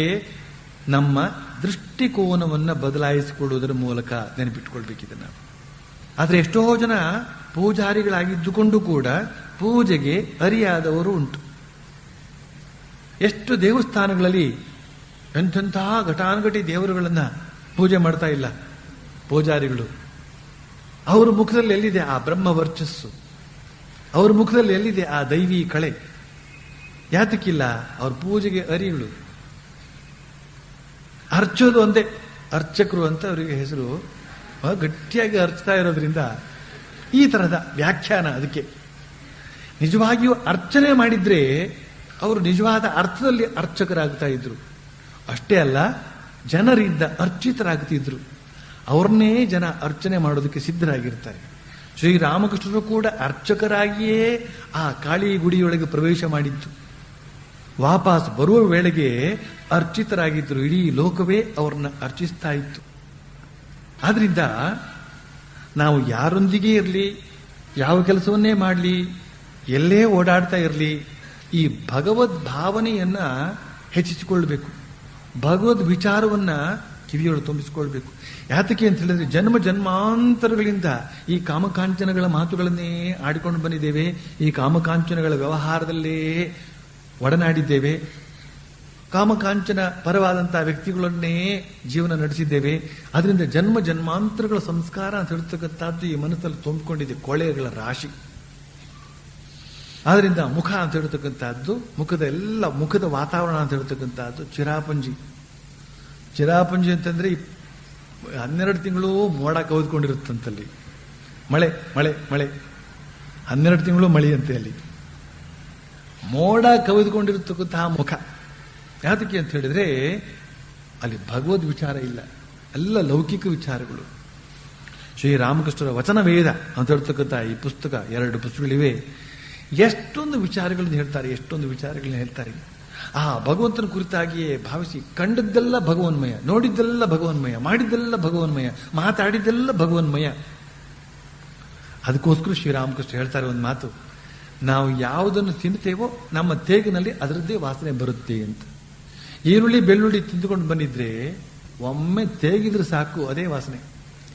ಅದೇ ಎಳನೀರು ಕುಡಿದಿದ್ರೆ ಒಮ್ಮೆ ತೇಗಿದ್ರೆ ಸಾಕು, ಆ ಎಳನೀರಿನ ಮಧುರವಾದ ವಾಸನೆ. ಆದ್ರಿಂದ ನಾವು ಭಗವದ್ ವಿಚಾರವನ್ನು ತುಂಬಿಕೊಂಡಿತ್ತು ಅಂತ ಹೇಳಿದ್ರೆ ನಮ್ಮ ಮಾತಿನಿಂದಲೂ ಕೂಡ ಭಗವದ್ ವಿಚಾರಗಳೇ ಬರ್ತಾ ಇರುತ್ತವೆ. ನಮ್ಮ ವಿವೇಕಾನಂದ ಯೋಗ ಸಂಘದವರಿಗೆಲ್ಲ ಹಿಂದೆ ಬಹಳ ಹೇಳಿದ್ದುಂಟು. ವಿವೇಕಾನಂದರ ಬಗ್ಗೆ, ವಿವೇಕಾನಂದರ ಹೆಸರಿನಲ್ಲಿ ಸ್ಥಾಪನೆ ಆದಂತಹ ಈ ಬಾಲಕ ಸಂಘದಲ್ಲಿ ನೀವು ಇದ್ದು ಕೂಡ ವಿವೇಕಾನಂದರ ಬಗ್ಗೆ ನೀವು ಎಷ್ಟೊಂದು ತಿಳಿದುಕೊಂಡಿದ್ದೀರಿ. ನೀವು ಎಷ್ಟೊಂದು ತಿಳ್ಕೊಂಡಿರ್ಬೇಕಾಗಿತ್ತು ಅಂತ ಹೇಳಿದ್ರೆ, ಅಲ್ಲಿ ಹೋದ್ರೆ ಇಲ್ಲಿ ಹೋದ್ರೆ ಅವರೊಂದಿಗೆ ಸೇರಿದ್ರೆ ಇವರೊಂದಿಗೆ ಸೇರಿದ್ರೆ ಆ ಕೆಲಸವನ್ನು ಮಾಡ್ತಿರುವಾಗ ಈ ಕೆಲಸ ಮಾಡ್ತಿರುವಾಗ ವಿವೇಕಾನಂದರು ಹೀಗೆ ಹೇಳಿದ್ರು, ವಿವೇಕಾನಂದರಲ್ಲಿ ಹಾಗೆ ಮಾಡಿದ್ರು, ವಿವೇಕಾನಂದರಲ್ಲಿ ಹೀಗೆ ಮಾಡಿದ್ರು ಅಂತ ಹೇಳ್ತಕ್ಕಂಥ ಮಾತುಗಳು ಬರಬೇಕಾಗಿತ್ತು. ಜೀವನದ ಪ್ರತಿಯೊಂದು ಘಟನೆಗೂ ಕೂಡ ಶ್ರೀರಾಮಕೃಷ್ಣ, ಶ್ರೀ ವಿವೇಕಾನಂದ, ಶ್ರೀ ಮಾತೆ ಶಾರದಾ ದೇವಿಯವರ ಮಾತುಗಳು, ಅವರ ಜೀವನದ ನಡವಳಿಕೆಗಳು, ಇವುಗಳನ್ನೆಲ್ಲ ಅನ್ವಯಿಸಿಕೊಂಡು ಮಾತನಾಡೋದಕ್ಕೆ ಬೇಕಾದಷ್ಟು ಘಟನೆಗಳೆಲ್ಲ ಇವೆ. ಪರಮಾದ್ಭುತವಾದಂತಹ ಘಟನೆಗಳೆಲ್ಲ ಇವೆ. ಅವುಗಳೆಲ್ಲ ಬರಬೇಕು. ಅವುಗಳನ್ನ ನಾವು ತುಂಬಿಕೊಂಡಿದ್ರೆ ತಾನೆ, ಅವುಗಳೆಲ್ಲ ನೆನಪಲ್ಲಿ ಇದ್ರೆ ತಾನೆ ವಾಪಸ್ ಬರೋದು. ಇನ್ನೊಬ್ರಿಗೆ ಹೇಳುವ ವಿಚಾರ ಇರಲಿ, ನಮಗೆ ಏನಾದರೂ ಒಳಗಡೆ ಸಂಕಟ ಒಳಗಡೆ ಕುಟ್ಕೊಂಡು ಬಂತು ಅಂತ ಹೇಳಿದ್ರೆ ಶ್ರೀರಾಮಕೃಷ್ಣ ಯಾವುದೋ ಒಂದು ಮಾತು ನೆನಪಾಗಿ ತಕ್ಷಣ ಅಲ್ಲಿಗೆ ಸಮಾಧಾನವನ್ನು ತಂದುಕೊಳ್ಬಹುದು. ಶ್ರೀಮಾತಾ ಶಾರದಾ ದೇವಿಯವರ ಜೀವನದ ಯಾವುದೋ ಒಂದು ಘಟನೆ ನೆನಪಾಗಿ ತಕ್ಷಣ ಅಲ್ಲಿ ಸಮಾಧಾನವನ್ನು ತಂದುಕೊಳ್ಬಹುದು. ಒಂದು ಮಾತು ಹೇಳ್ತಾರೆ, ಎಷ್ಟು ಅದ್ಭುತವಾದದ್ದು. ನಮ್ಮ ರಾಮಕೃಷ್ಣ ಮಠ ಅಂತ ಹೇಳ್ತಕ್ಕಂಥದ್ದು ಬಹಳ ದೊಡ್ಡದಾಗಿ ಬೆಳೀತಾ ಇದ್ದಂತಹ ಸಂದರ್ಭ. ಬಹಳ ಜನ ಸನ್ಯಾಸಿಗಳು, ಸಾಧುಗಳು ಎಲ್ಲ ಬೇರೆ ಬೇರೆ ಮನೆಗಳಿಂದ ಬಂದಂತಹ ಸಾಧು ಬ್ರಹ್ಮಚಾರಿಗಳು. ಅಂದ ಮೇಲೆ ಅವರ ಸಂಸ್ಕಾರಗಳು ಕೂಡ ಬೇರೆ ಬೇರೆ ಆಗಿರುತ್ತವೆ ಅಂತ ಹೇಳಬೇಕಾಗಿ ಇಲ್ಲ. ಇನ್ನೇನು ಅವರೇನು ರಾಮಕೃಷ್ಣಾಶ್ರಮಿಗೆ ಸೇರಿದ ತಕ್ಷಣ ಅವರಿಗೇನು ಸಾಕ್ಷಾತ್ಕಾರ ಏನೂ ಆಗಿರೋದಿಲ್ಲ. ಅಂದಮೇಲೆ ಅವರಲ್ಲಿ ಆ ಮನುಷ್ಯ ಗುಣ ಅಂತ ಹೇಳ್ತಕ್ಕಂಥದ್ದು ಅಥವಾ ಪಾಶವಿ ಗುಣ ಅಂತ ಹೇಳ್ತಕ್ಕಂಥದ್ದು ಅಷ್ಟೋ ಇಷ್ಟೋ ಇದ್ದೇ ಇರುತ್ತೆ. ಆದ್ರಿಂದ ಒಂದಷ್ಟು ತಾಕಲಾಟಗಳು ಇದ್ದೇ ಇರುತ್ತವೆ.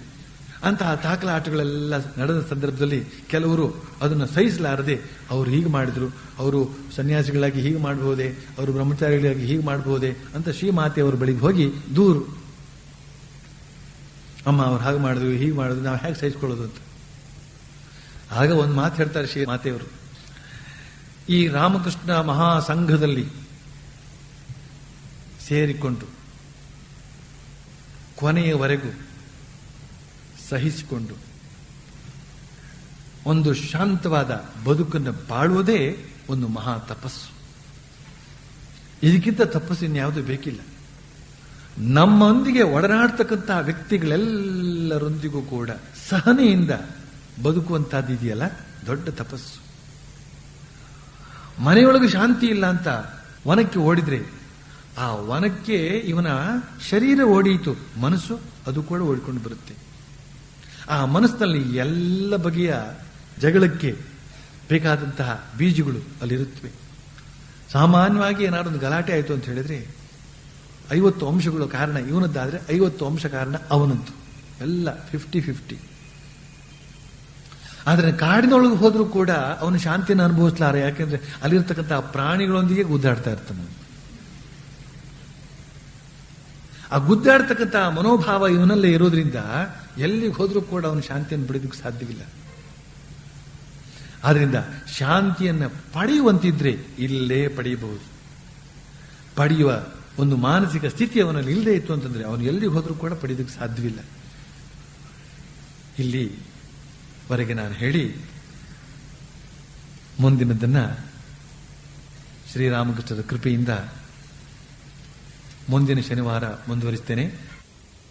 ಓಂ